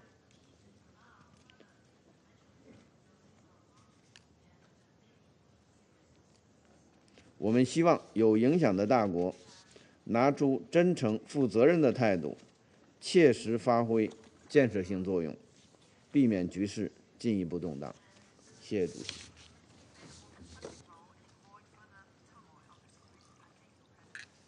Je remercie le représentant de la Chine et je passe la parole au représentant de l'Équateur. Gracias, señora presidenta. Permítame primero felicitar a su delegación por asumir la conducción del Consejo este mes y por reiterarle el respaldo total de nuestro país.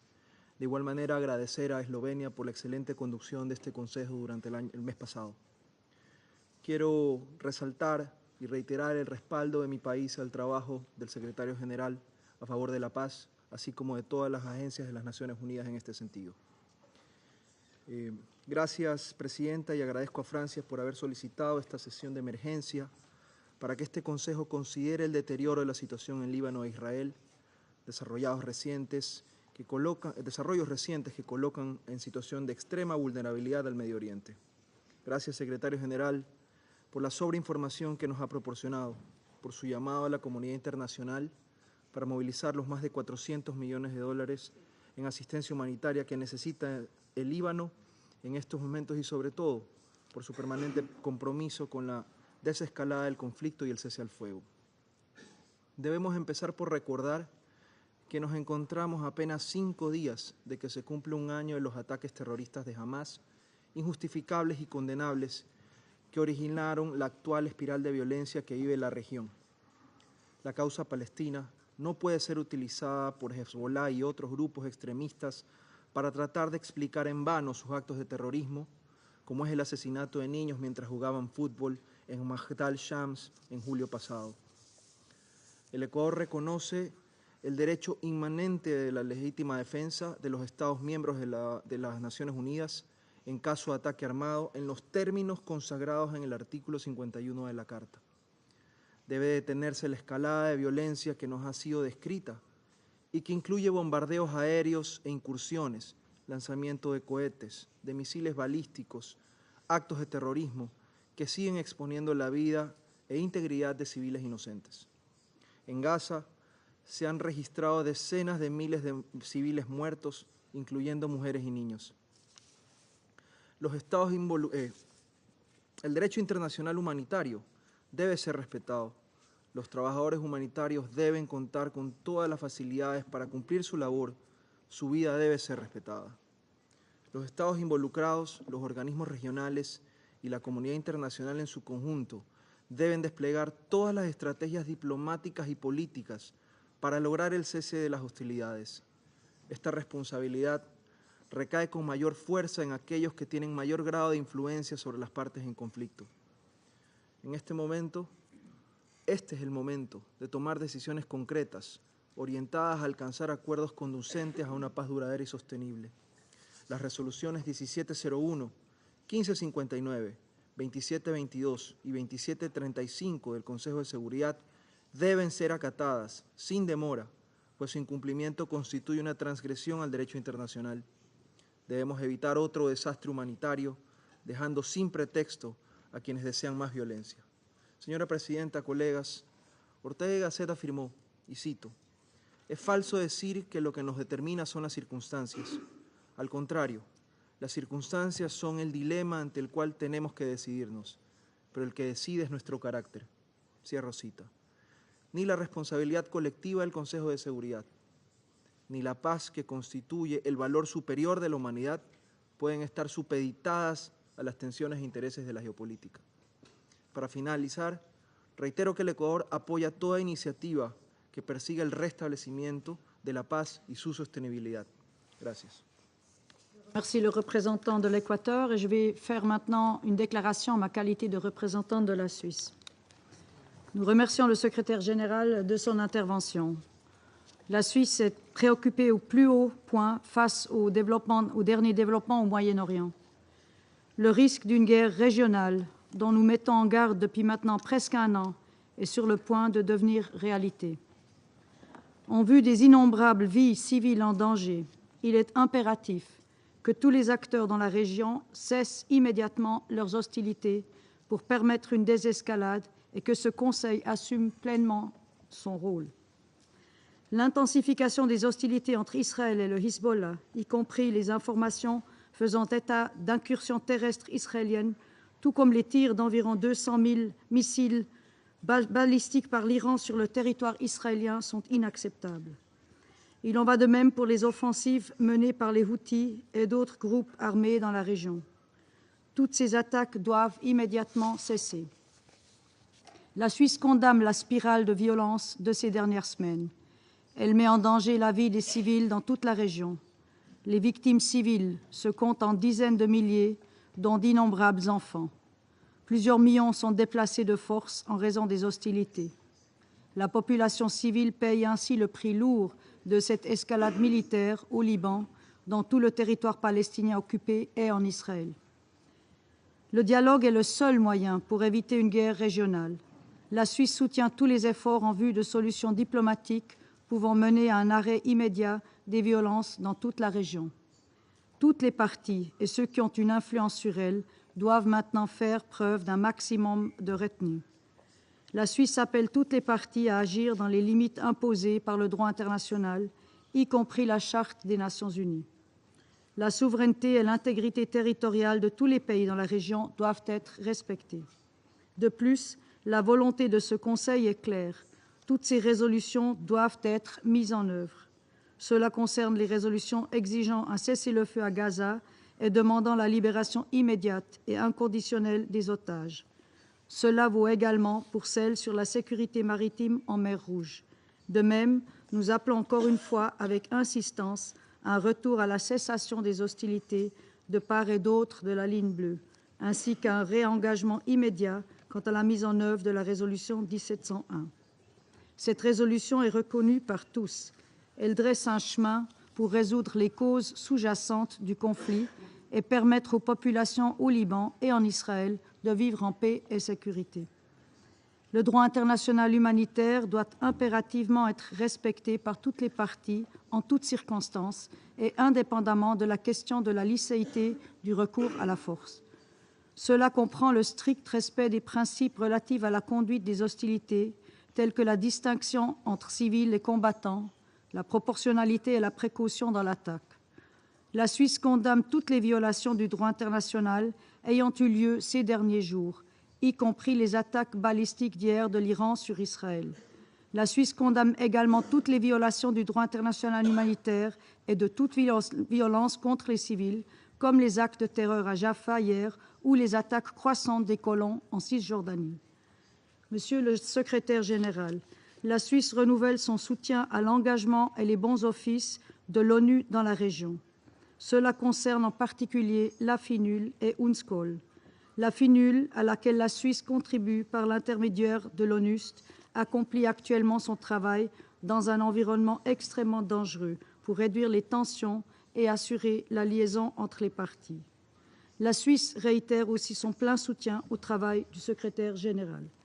En outre, l'ONU fournit actuellement, en collaboration avec d'autres organisations, une aide humanitaire à tous les civils dans le besoin. Nous appelons à nouveau à la protection du personnel de l'ONU, en particulier du personnel humanitaire et du personnel de maintien de la paix. Il est urgent de mettre un terme aux souffrances des populations civiles et de rétablir le dialogue en vue de pacifier la région. La responsabilité d'un Conseil de sécurité uni dans son action en faveur de la paix est claire. Je vous remercie. Je reprends maintenant mes fonctions de présidente du Conseil. Et je donne maintenant la parole aux représentants sous article 37. Et j'invite donc le Liban à prendre la parole. السيدة الرئيسة، أهنئكم بداية على ترأسكم لمجلس الأمن لهذا الشهر، كما أشكر سلوفينيا على رئاستها للمجلس الشهر الماضي، وأتقدم بالشكر من فرنسا على طلب عقد هذه الجلسة الطارئة، كما أشكر الأمين العام للأمم المتحدة السيد أنطونيو غوتيريش على إحاطته وندائه وكل الدعم له ولما يقوم به. السيدة الرئيسة، نجتمع اليوم في مجلسكم الكريم ومنطقة الشرق الأوسط مشتعلة من كل حدب وصوب، فلا لبنان بخير ولا غزة بخير، والحشود الإسرائيلية العسكرية وأرتال الدبابات والمصفحات على طول الحدود الجنوبية للبنان، والحكومة الإسرائيلية والكابينت المنبثقة عنها أقرت الاجتياح البري للبنان الذي بدأت طلائعه ليلة أمس، ويأتي ذلك بعد 11 شهراً من العدوان البربري الهمجي الذي لم يوفر لا مدنيين ولا أعيان مدنية ولا عاملي إغاثة ولا صحافيين ولا أطفال ولا نساء ولا مسنين. فمنذ 8 تشرين الأول 2023 قتلت إسرائيل وجرحت آلاف الأشخاص بانتهاك صارخ لميثاق الأمم المتحدة والقانون الدولي الإنساني ولكل الأعراف الدولية والمبادئ الإنسانية. لذلك كل ما تقوله إسرائيل عن عمليات عسكرية جراحية ومحدودة هو غير صحيح، فالأضرار هائلة في صفوف المدنيين وفي البنى التحتية المدنية. وما حصل في قرية عين الدلب خير دليل على ذلك، فقد استهدفت غارة إسرائيلية بتاريخ 29 أيلول مبنى سكنيا متسببة بمجزرة أدت إلى سقوط 71 ضحية، بينهم عشرات النساء والأطفال دفنوا في مقبرة جماعية. وتعيد هذه المأساة ذكرى المجازر الإسرائيلية السابقة خلال اجتياحاتها واعتداءاتها على لبنان، وخاصة مجزرتي قانا في العام 96 و2000، مؤكدة مرة بعد مرة تجاهلها للمطلق للقانون الدولي، بالرغم من مناشدة أعضاء المجلس عامة وسويسرا خاصة مرارا وتكرارا لها بالامتثال لموجباتها المنصوص عليها في القانون الدولي الإنساني.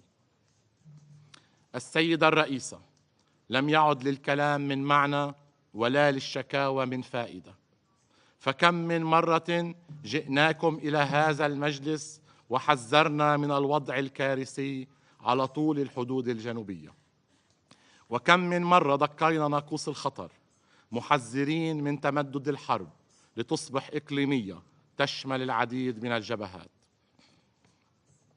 لكن ما يحدث اليوم من قتل وتهجير وتدمير غير مسبوق لا يمكن السكوت عنه وتجاهله، وسياسة وضع الرؤوس في الرمال والخوف من مواجهة إسرائيل وردعها لم تعد ذي فائدة، فأولاد الجنوب والضاحية الجنوبية لبيروت ينامون في الشوارع، والأمهات تحمل أطفالها هاربة من هول الغارات والصواريخ الفائقة التدمير التي تستخدم ضد المدنيين.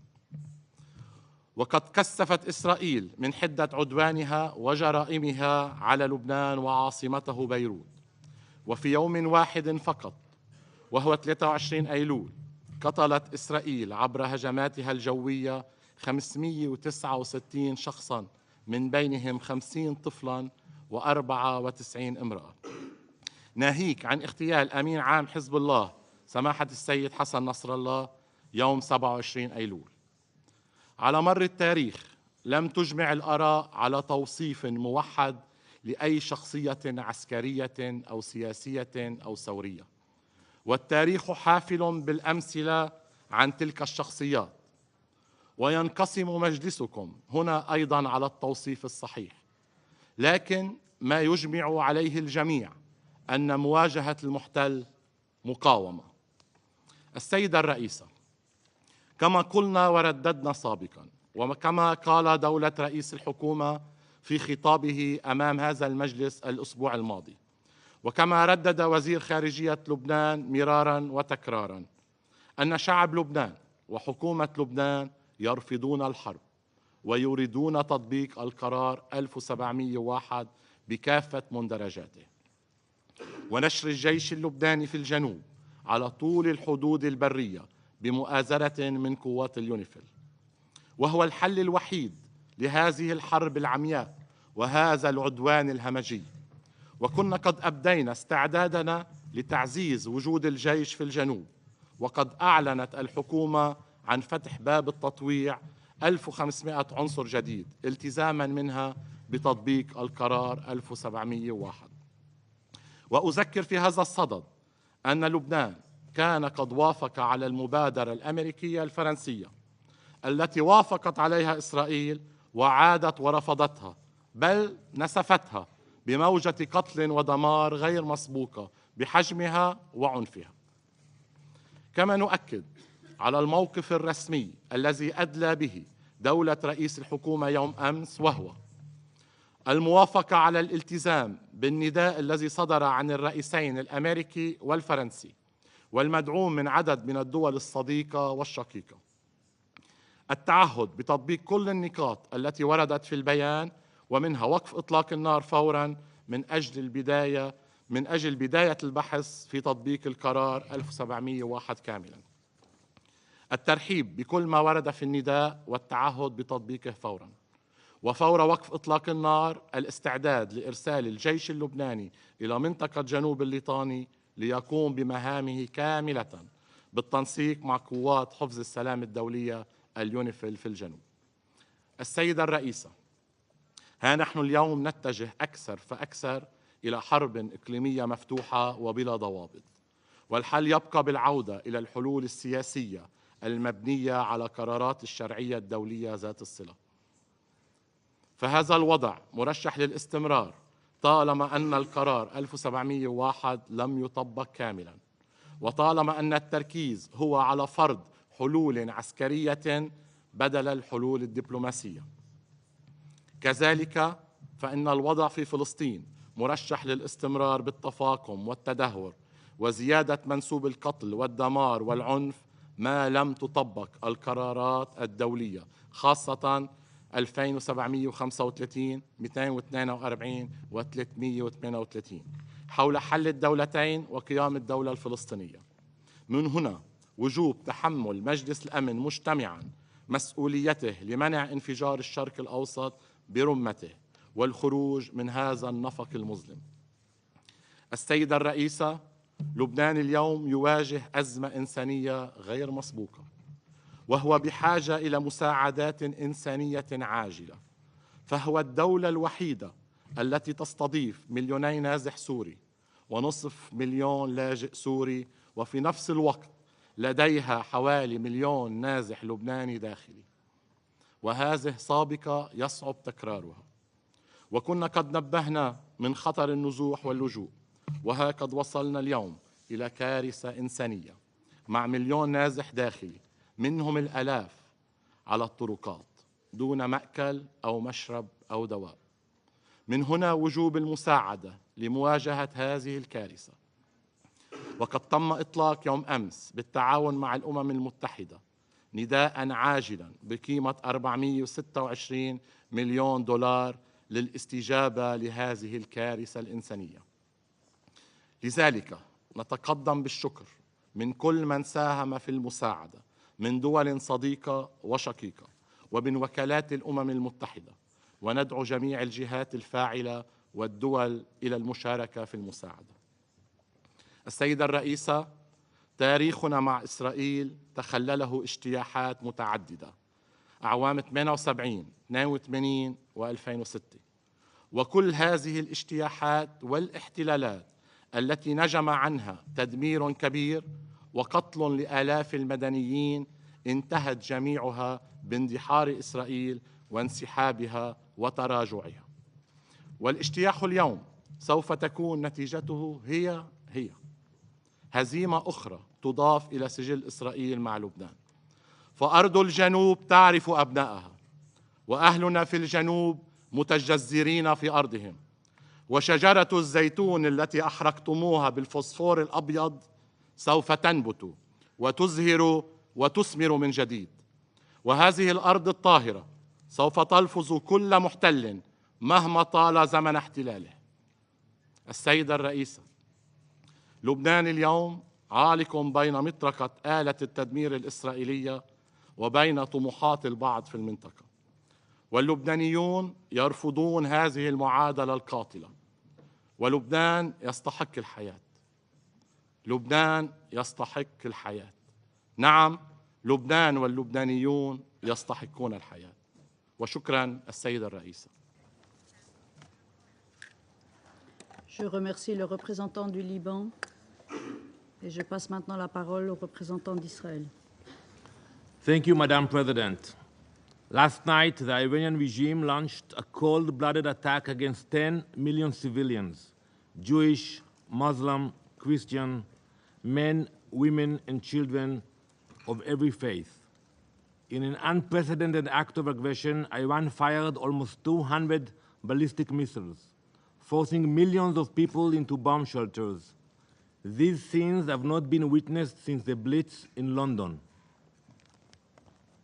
This was a deliberate attempt to strike at the very heart of our society, targeting the most sacred places in Israel, holy sites, mosques, synagogues, and churches. To Iran, there is no holy ground, no purity of life worth protecting. But even before the missiles rained down, the bloodshed had already begun. Just minutes before this assault, Palestinian terrorists opened fire on civilians, murdering 7 innocent people, young women, mothers protecting their babies, tourists. This is the reality we face every single day.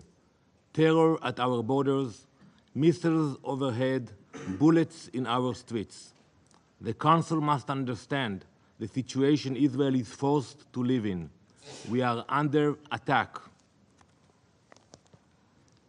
This was not just an escalation.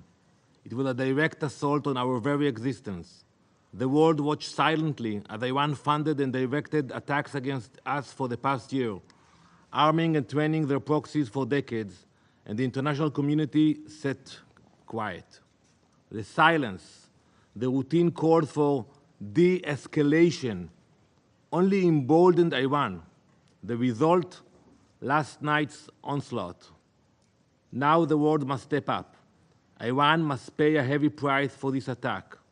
Anything less is complicity. Do not be fooled by the fact that Israeli air defenses performed near miracles last night, saving countless lives beyond imagination. We also appreciate our partners for their assistance in defending against Iran's attack. Iran's failure does not diminish the evil behind their actions, the intentions.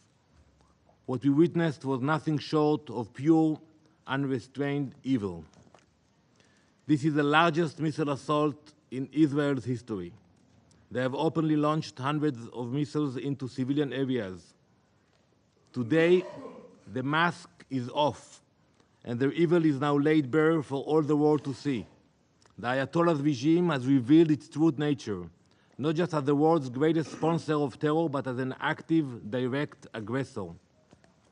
For years, Iran has armed terrorists and tyrannical regimes.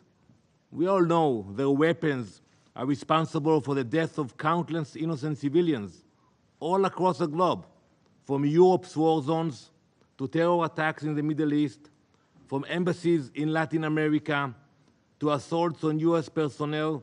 There is no corner of the world where Iran's blood-stained fingerprints cannot be found. They are not just Israel's enemy, They are an enemy of all civilized nations, an enemy to their own people who they brutally oppress, and an enemy to all nations they work to destabilize. Until now, they had largely operated in the shadows, using all their proxies, Hezbollah, Hamas, the Houthis. They carried out their dirty work. But last night, that mask was ripped away, the mask that their leaders wear in these very halls. Iran no longer hides behind others. They have proudly stepped into the open, are the architects of chaos and destruction. And now the world can see their true face.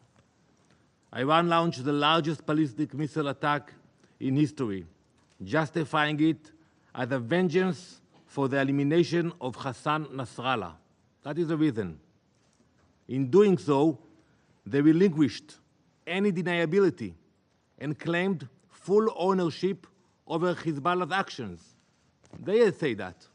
That is the reason for the attack, because of Nasrallah. So basically, they own the deeds of Hezbollah today. Let me remind you all. Allow me to remind you of some of Hezbollah's crimes against the world. In 1983, they bombed the United States barracks in Beirut, murdering 241 US servicemen.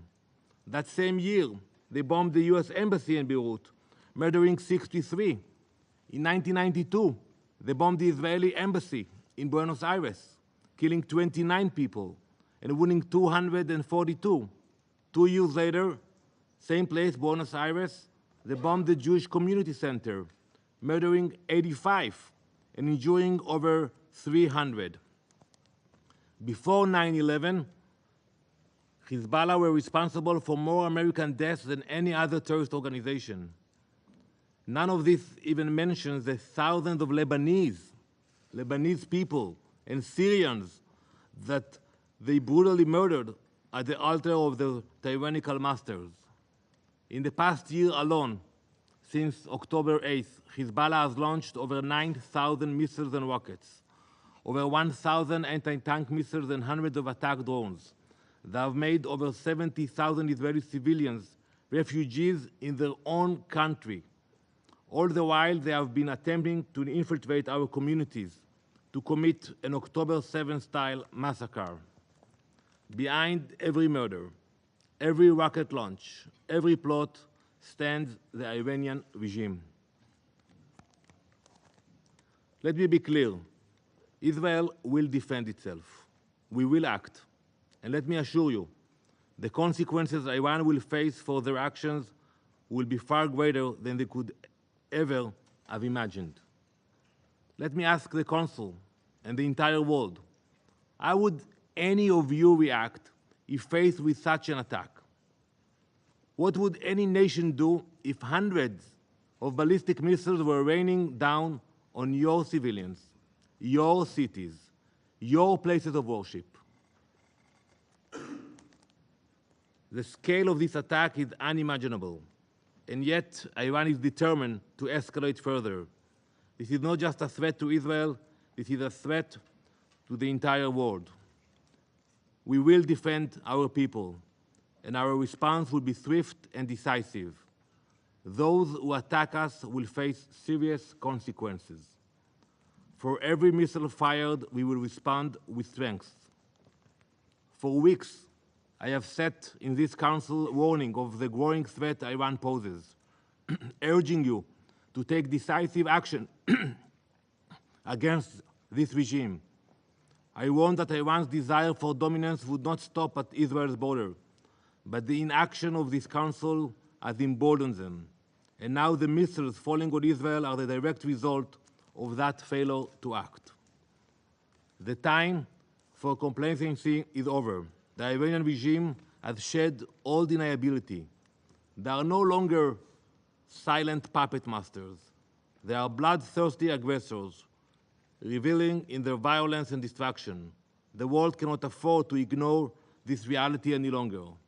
We demand immediate, crippling sanctions on Iran.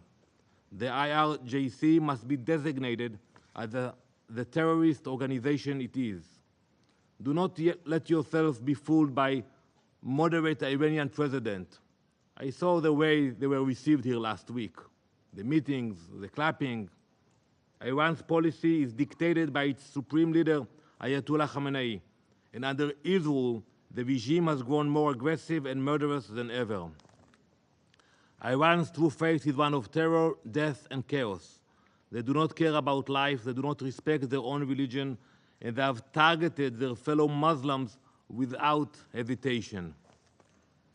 The time for empty calls for de-escalation is over. How can you do that? To equate Israel, a nation simply wishing to live in peace, acting in defense of its people, with an aggressor bent on our destruction, is not just wrong. It is a grotesque and immoral distortion of reality. This is not a conflict between two equal sides. This is a battle between a sovereign country defending its right to exist and a regime that seeks nothing less than our extinction. And I repeat what I said last time. We have no border with Iran. We have no dispute with them.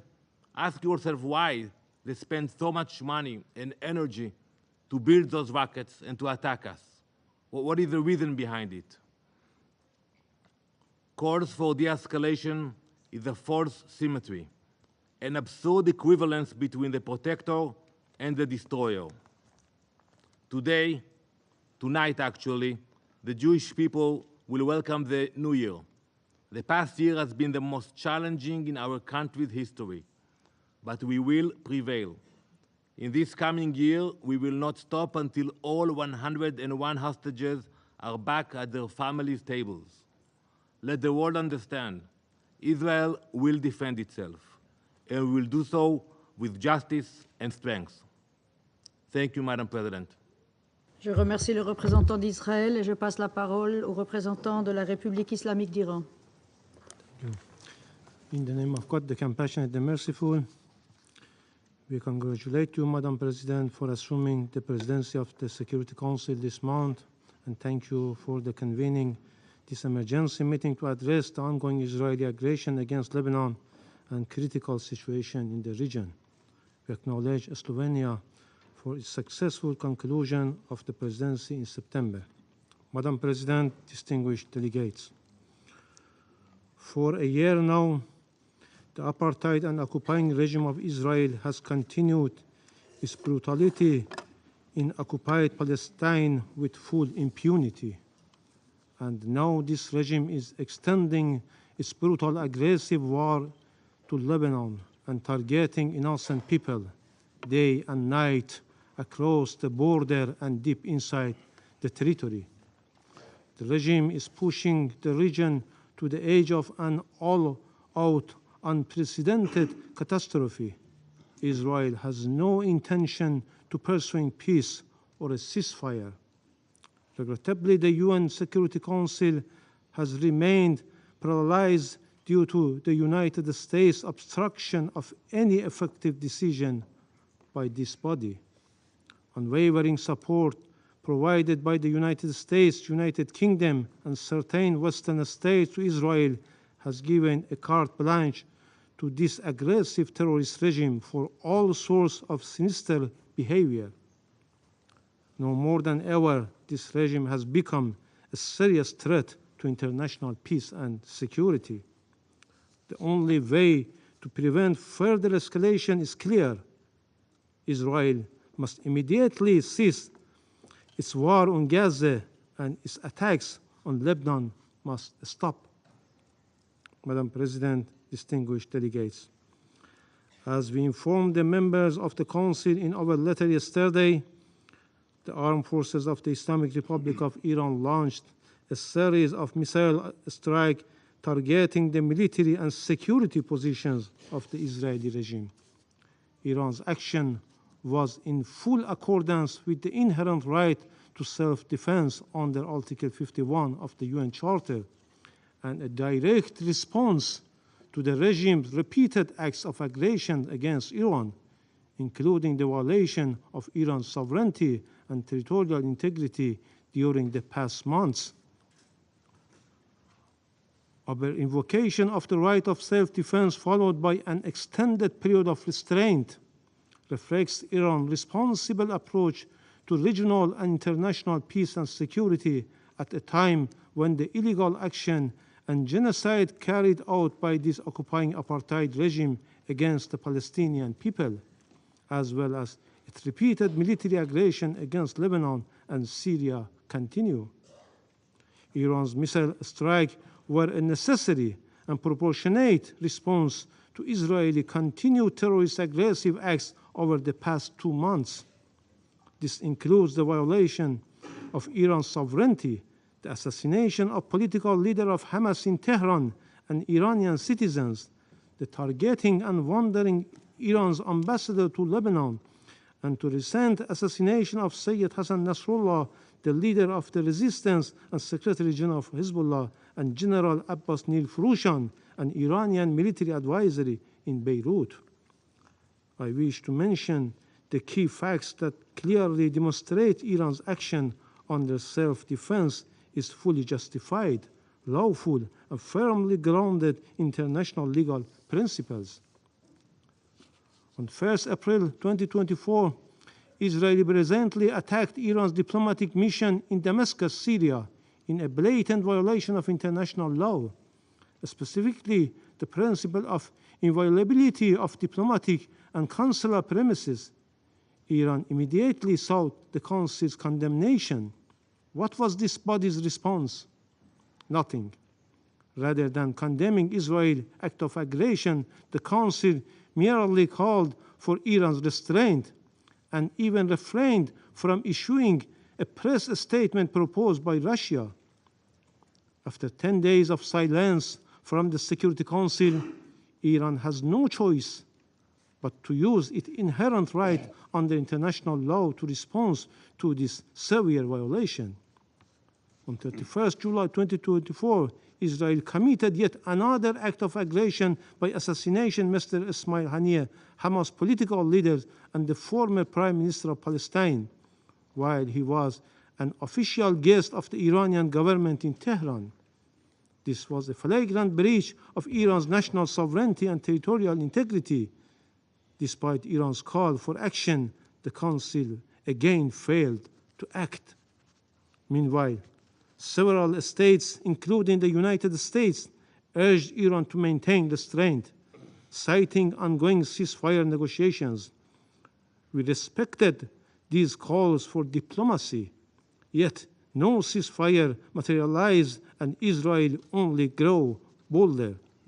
Again, we witnessed another heinous crime by Israel, this time through the detonation of communication devices targeting the innocent people of Lebanon. A larger number of innocent civilians were killed and injured, including Iran's ambassador to Lebanon. This was yet another manifestation of state terrorism. Following, Israel carried out a blatant act of terrorist aggression using US-supplied thousands-pound bunker busters to assassinate Sayyid Hassan Nasrallah, the leader of Hezbollah, and a symbol of resistance against Israeli occupation and aggression in Lebanon. This brutal attack resulted in the martyrdom of numerous innocent people, including Hezbollah leader and Iranian General Abbas Nil Furushan, while also leaving many civilians wounded. This egregious act underscores once more the regime's continued reliance on violence and terror. Madam President, the Islamic Republic of Iran has consistently pursued peace and stability for the region and called for an immediate ceasefire and the cessation of civilians' casualties, a position we have maintained for over a year.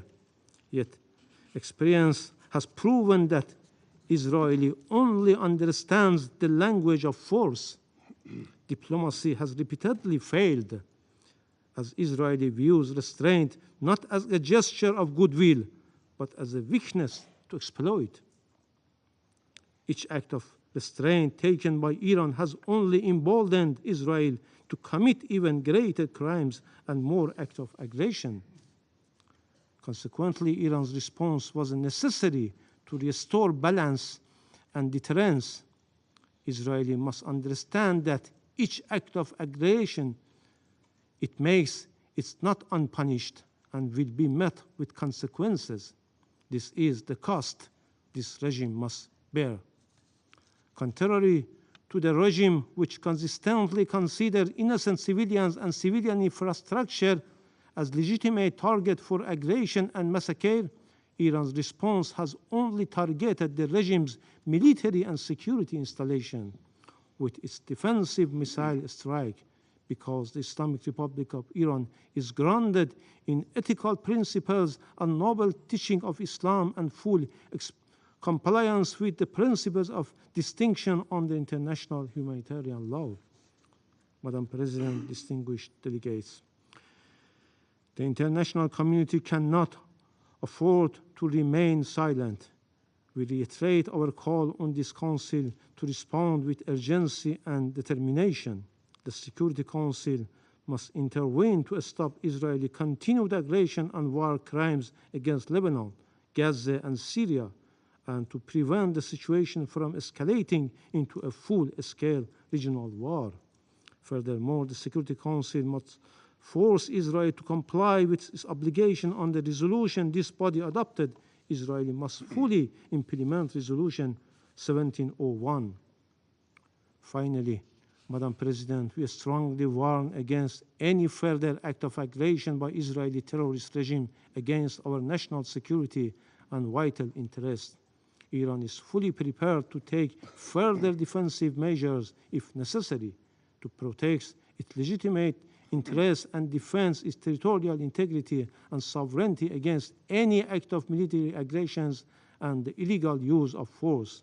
In this regard, Iran will have no hesitation. In conclusion, the regime of the United States and the United Kingdom regime, notorious enablers of the Israeli regime, along with France, have once again cynically attempted to justify Israeli heinous crimes under the guise of self-defense, shifting the blame onto Iran. While the Israeli regime must be held accountable for the atrocity crimes and cannot disregard the U.S. complicity in Israel's crimes. Israel's warmongering relies on U.S. regime, military support, and political backing. American weapons constitute the major part of Israeli weaponry and ammunition used in Gaza, and therefore the United States is implicated in every aspect of Israel's atrocity. The vast majority of bombs Israeli drops on Gaza and Lebanon are U.S.-made. The U.S. regime even provides Israel with jet fuel. The U.S. has sent so many arms to Israel since October 7 that the Pentagon has struggled to find sufficient cargo aircraft to deliver the materials. If there were even a shred of honesty in their concerns for the loss of innocent people lives in Gaza or Lebanon, or for the spread of war across the region, they could easily strip Israel of the tools it used to commit those atrocities, yet their actions reveal their true intent to embolden Israel's criminal actions. I thank you. Je remercie le représentant de la République islamique d'Iran et j'invite le représentant de l'Irak à prendre la parole. شكرا جزيلا السيد الرئيس. أود في البداية أن أقدم التهنئة لسويسرا لتوليها رئاسة المجلس لهذا الشهر، متمنين لكم النجاح، وتقدم بالشكر أيضا إلى سلوفينيا على جهودها في رئاسة المجلس لشهر أيلول. كما أشكر وفد فرنسا للدعوة التي قدموها لعقد هذه الجلسة، وتقدم بالشكر الجزيل للسيد أنطونيو غوتيريس الأمين العام للأمم المتحدة على الإيجاز الذي قدمه، ونثمن جهوده ومواقفه الداعية إلى التهدئة ووقف إطلاق النار. السيد الرئيس، إن تكرار الاجتماعات في مجلس الأمن وخلال العام المضى دون تحقيق نتائج ملموسة لوقف الاعتداءات الإسرائيلية المتواصلة ضد الشعب الفلسطيني يعكس حقيقة مؤلمة مفادها عدم تمكن المجلس من اتخاذه لقرارات فعالة وصارمة لوقف تلك الانتهاكات التي تؤدي إلى استمرار الاحتلال في ممارساته وتصعيد العنف في المنطقة. آن الأوان أن يمارس مجلس الأمن دوره الفعال في حفظ السلم والأمن الدوليين، خاصة في ظل استمرار الاعتداءات الإسرائيلية على الأراضي الفلسطينية واللبنانية، وأن يتحمل مجلس الأمن بموجب ميثاق الأمم المتحدة مسؤولية أساسية في الحفاظ على السلم العالمي، وأن يصدر قرارات ملزمة بوقف إطلاق النار فوراً، كما سبق أن فعل في نزاعات أخرى حول العالم. إذ أن عدم ممارسة مجلس الأمن لدوره ومهامه الأساسية في حفظ السلم والأمن الدوليين يفتح الباب أمام إسرائيل للاستمرار في اعتداءاتها دون أي رادع حقيقي، مما يعزز من عدم الاستقرار ويهدد السلم والأمن الإقليمي والدولي. وعلى المجتمع الدولي ومجلس الأمن على وجه الخصوص بحاجة إلى إعادة تقييم سياساته تجاه هذا النزاع، واتخاذ خطوات ملموسة لإنهاء الاحتلال وضمان حماية المدنيين. إن استمرار ارتكاب الانتهاكات والعدوان والتوسع العسكري الذي تشنه قوات الاحتلال الإسرائيلية دون رادع يدفع المنطقة نحو مواجهة إقليمية واسعة النطاق تؤدي إلى زعزعة الأمن الإقليمي وإلى معاناة إنسانية كبيرة وانتشار التطرف والإرهاب، ويزيد من تعقيد الأوضاع، إذ أن الفشل في وضع حد لتلك الجرائم يشجع إسرائيل على التمادي في انتهاكاتها وشن الهجمات العسكرية، ولا يؤدي هذا الوضع إلى زيادة معاناة الشعب الفلسطيني واللبناني فقط، بل يهدد أيضا السلم والاستقرار في المنطقة بشكل عام. ومع استمرار غياب الردع الفعال يتفاقم الصراع ويزداد خطر اندلاع جر المنطقة إلى نزاعات خطيرة وواسعة. ومع غياب التدخل الدولي الحاسم توسعت رقعة الصراع لتصل إلى لبنان، مما يهدد باندلاع حرب شاملة في المنطقة. السيدة الرئيسة، إن تراكمات الاحتلال الإسرائيلي المستمرة وعلى مدى 75 عاماً الماضية والانتهاكات الجسيمة التي ارتكبتها ضد الشعب الفلسطيني واحتلاله لأراضٍ عربية في سوريا ولبنان واعتداءاته المتكررة تمثل انتهاكاً صارخاً للقانون الدولي والقانون الدولي الإنساني، وتزيد تلك الجرائم والمجازر وممارسات العنف كالهجوم السافر على مدينة بيروت الذي أودى بحياة آلاف اللبنانيين من تعميق الجراح وتفاقم الصراع في المنطقة. لقد دخلت الحرب مرحلة جديدة خطيرة جداً تنذر بمزيد من الدمار والقتل والتهجير يفوق ما رأيناه في الأيام الماضية بسبب استمرار قوات الاحتلال بأعمال الإبادة والقتل التي ترقى إلى جرائم حرب وإبادة جماعية متجاهلة أحكام القانون الدولي الإنساني والأعراف الإنسانية دون رادع أو محاسبة، بل إيجاد ذرائع باطلة تدافع عن تلك الجرائم داخل مجلس الأمن، إذ أن ما تقوم به قوات الاحتلال الإسرائيلي من جرائم قتل جماعي متعمد للمدنيين في غزة وفي لبنان وفي الأراضي العربية المحتلة الأخرى هي جرائم يندى لها جبين الإنسانية، وتبين حجم الوحشية والسلوك العدواني لسلطات الاحتلال. وأمام المجتمع الدولي اليوم مسؤولية قانونية وإنسانية وأخلاقية تختبر فيها إنسانية المشتركة بالاستجابة، إذ أن الحرب التي تشنها قوات الاحتلال الإسرائيلي على قطاع غزة غادرت فكرة الدفاع عن النفس كما تدعي إسرائيل رغم بطلانها شرعيا، واتخذت مسار الانتقام والإبادة الجماعية، وهذا ما تؤكده الأرقام المرعبة للضحايا من المدنيين الفلسطينيين واللبنانيين، من الأطفال والنساء وكبار السن، بل وحتى موظفي الأمم المتحدة وعوائلهم في سابقة خطيرة غير مشهودة. كما أن توسيع رقعة الحرب على غزة وانتقالها إلى لبنان وآخرها ما قامت به من اعتداء آثم جديد باغتيال الأمين العام لحزب الله السيد حسن نصر الله ورفاقه من رجال المقاومة، واحتمالية توسع هذه الحرب إلى دول أخرى في المنطقة يشكل تهديداً خطيراً على استقرار منطقة الشرق الأوسط بأسرها، وينذر بعواقب وخيمة تتعدى حدود النزاعات المحلية، وقد تشهد تصعيدا واسعا يشمل هجمات متبادلة لتشمل تهديدا شاملا للاستقرار الإقليمي والدولي، خاصة إذا تدخلت قوى إقليمية أخرى في المعادلة، مما يجذب تدخلات دولية تفضي إلى تعقيد الوضع بشكل أكبر وتؤدي إلى عدم الاستقرار السياسي والاجتماعي وتفاقم الأزمات الإنسانية وإلى نزوح جماعي للسكان وزيادة في عدد اللاجئين والمشردين داخليا، وسيزيد الضغط على دول الجوار وحتى الدول الأوروبية، إضافة إلى التبعات الاقتصادية السلبية حيث ستتعطل الأنشطة الاقتصادية وتزداد معدلات الفقر والبطالة. كما أن التوترات ستؤدي إلى ارتفاع أسعار النفط إذا تأثرت مسارات الشحن البحري أو مصادر الطاقة.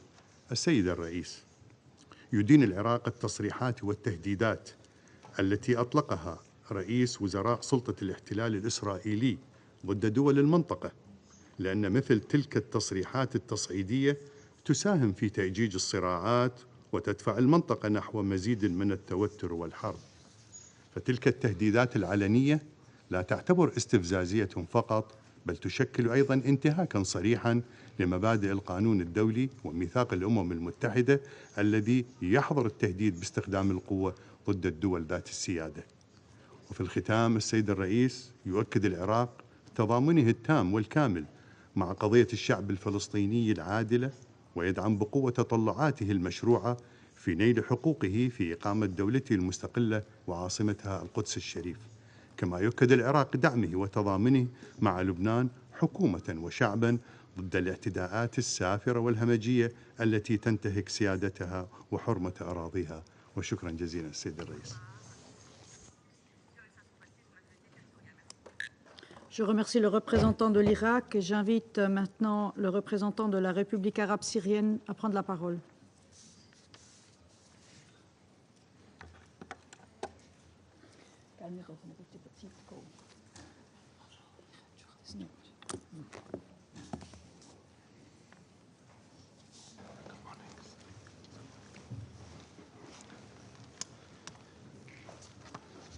شكرا سيد الرئيس.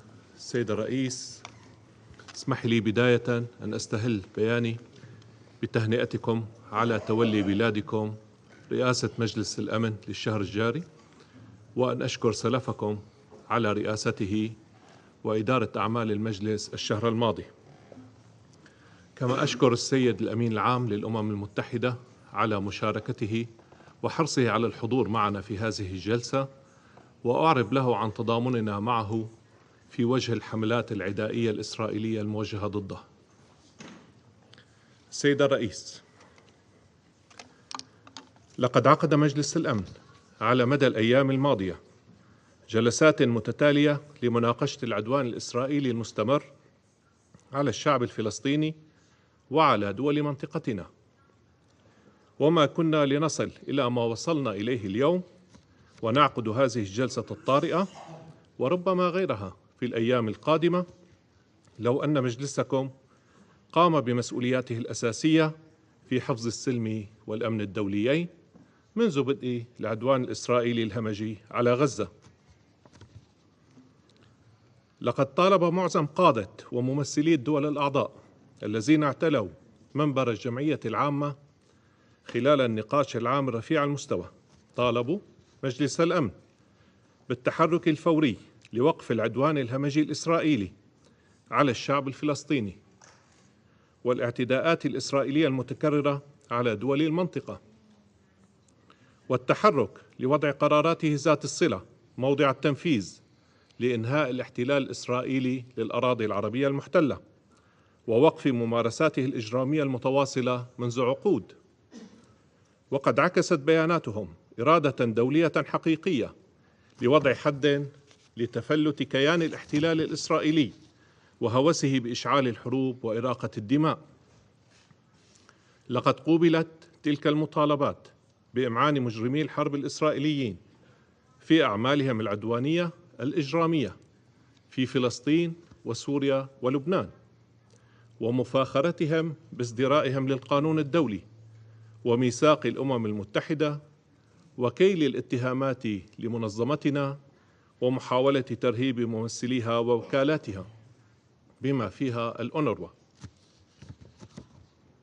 إننا نجتمع اليوم وقد وصلت منطقتنا بالفعل إلى شفا حرب مدمرة لا تستثني أحدا، ولم يعد من المقبول أن يقتصر رد فعل مجلس الأمن على مجرد عقد الجلسة تلو الأخرى دون اعتماد أي مخرجات تفضي لتحرك جاد وملموس.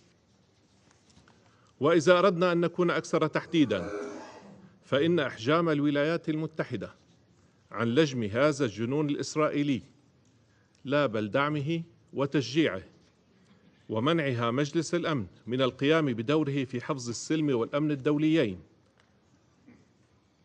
هو الذي دفع بالأوضاع إلى هذه المرحلة الخطيرة. ولا يمكن للإدارة الأمريكية أن تنفي مسؤوليتها عبر الإدلاء ببيانات للإعراب عن القلق أو التحذير من خطورة التصعيد والدعوة إلى ضبط النفس، وهي تمضي في الوقت نفسه في تقديم الدعم اللامحدود المتعدد الأوجه لكيان الاحتلال الإسرائيلي والتعهد بحمايته من المساءلة وتمكينه من الإفلات من العقاب. السيدة الرئيسة، لم تكتفي سلطات الاحتلال الإسرائيلي بعشرات آلاف الأرواح التي أزهقتها والدماء التي أراقتها والبنى التي دمرتها في فلسطين المحتلة، بل إنها واصلت مساعيها لتصعيد الأوضاع في المنطقة والدفع بها نحو حرب شاملة من خلال مواصلة اعتداءاتها على دول المنطقة ومنها بلاد سوريا، حيث شنت قوات الاحتلال الإسرائيلي اعتداءات متكررة طالت المدنيين الآمنين والمنشآت المدنية والأبنية السكنية، لا بل حتى المقرات الدبلوماسية. وقد استهدف آخر تلك الاعتداءات فجر يوم أمس الاثنين وبالطيران الحربي والمسير عددا من المناطق والأحياء السكنية الآمنة في مدينة دمشق، ما أدى إلى استشهاد 3 مدنيين بينهم صحفية وإصابة 9 آخرين ووقوع أضرار كبيرة في الممتلكات. وقبل قليل استهدف عدوان إسرائيلي آخر مبنى سكني في دمشق وأدى في حصيلة أولية لاستشهاد 3 أشخاص وإصابة آخرين. وفي لبنان الشقيق، وبعد استخدام سلطات الاحتلال المجرمة أجهزة اتصالات مدنية للقتل الجماعي، فإنها عمدت لحشد قواتها تمهيدا لغزو بري لجنوبه، وقامت بعدوان غادر وجبان استهدفت فيه بعشرات القنابل المحملة بأطنان من المواد المتفجرة عددا من الأبنية السكنية في الضاحية الجنوبية لبيروت، بهدف اغتيال الأمين العام لحزب الله السيد حسن نصر الله، الذي قاد مقاومة وطنية لبنانية مشرفة ضد الاحتلال الإسرائيلي. إن كل هذه الأشكال المختلفة من العدوان الإسرائيلي البربري والوحشي على منطقتنا قد ارتكبت أيضا بالتزامن مع المناقشة العامة للأسبوع رفيع المستوى للجمعية العامة، بما يعكس ازدراء إسرائيل للمنظمة ولمطالبات دولها الأعضاء. لا بل إن ما يسمى برئيس الحكومة الإسرائيلية قد فاخر باتخاذه لقرار العدوان على ضاحية بيروت الجنوبية من هنا من نيويورك، بعد أن مارس حملة دعائية وكما هائلا من الكذب والتضليل في كلمته التي رفضت غالبية وفود الدول الأعضاء الاستماع لها. تدين الجمهورية العربية السورية جميع أعمال العدوان الإسرائيلي المستمرة على دول المنطقة، وتجدد دعوتها مجلس الأمن للتحرك الفوري لوضع حد لهذا التفلت الإسرائيلي الذي يشعل المنطقة برمتها ويهدد السلم والأمن الإقليميين والدوليين. وتجدد بلادي تأكيدها على حقها المشروع في الدفاع عن أرضها وشعبها بكل الوسائل التي يكفلها القانون الدولي. كما تجدد بلاد سوريا تأكيد على وقوفها إلى جانب الشعبين الفلسطيني واللبناني وتضامنها الكامل معهما. وعلى الرغم من التحديات الجسيمة والأعباء التي تواجهها سوريا جراء السياسات العدائية التي تتبعها دولا غربية خدمة لإسرائيل، وعلى الرغم من التدابير القسرية اللا شرعية والحصار اللا إنساني، فإن سوريا لن تدخر جهدا لتقديم المساعدة الإنسانية للأشقاء اللبنانيين. وقد حشدت الحكومة السورية ومؤسسات المجتمع المدني كل طاقاتها لمساعدة جميع القادمين من لبنان من سوريين ولبنانيين ورعايا دول ثالثة. السيد الرئيس، لقد نص الميثاق في مادته 51 على حق الدول في الدفاع الشرعي عن النفس، وهو حق راسخ للدول والشعوب لا يملكه كيان الاحتلال الإسرائيلي بأي حال من الأحوال. هذا ما أكدته محكمة العدل الدولية، لأن الاحتلال وما يمثله من أعمال عدوان هو الجريمة الأساس التي تحرم مرتكبيها من أي حقوق. لقد مكن تقاعس مجلس الأمن كيان الاحتلال الإسرائيلي من تجاوز جميع الخطوط الحمراء، الأمر الذي دفع جمهورية إيران الإسلامية لممارسة حقها في الدفاع المشروع عن النفس استنادا للمادة 51 من الميثاق، وردا على جرائم العدوان الإسرائيلي الاحتلال الإسرائيلي. إن قيام إيران بالرد بعد فترة طويلة من ضبط النفس ومن العمل على تلافي المزيد من التصعيد واقتصار ردها على منشآت عسكرية وأمنية يؤكد نهج إيران المسؤول تجاه السلم والأمن الإقليمي والدولي.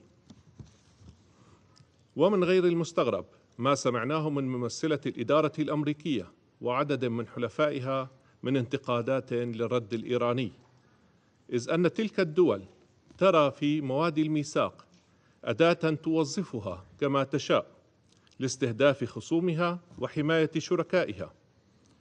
وقد استمعنا مرارا جميعا لممثلي الإدارات الأمريكية المتعاقبة وهم يقدمون التفسيرات المشوهة والمغلوطة للمادة 51 من الميثاق لتبرير شن أعمال عدوان على دول تبعد عنها آلاف الأميال واحتلال أراضيها ونهب ثرواتها بذريعة الحفاظ على الأمن القومي الأمريكي أو بذريعة مكافحة الإرهاب، في حين أن تلك الدول تنكر على دول أخرى حقها الشرعي في الدفاع عن النفس وعن حدودها المباشرة وضد عدوان حقيقي قائم عليها.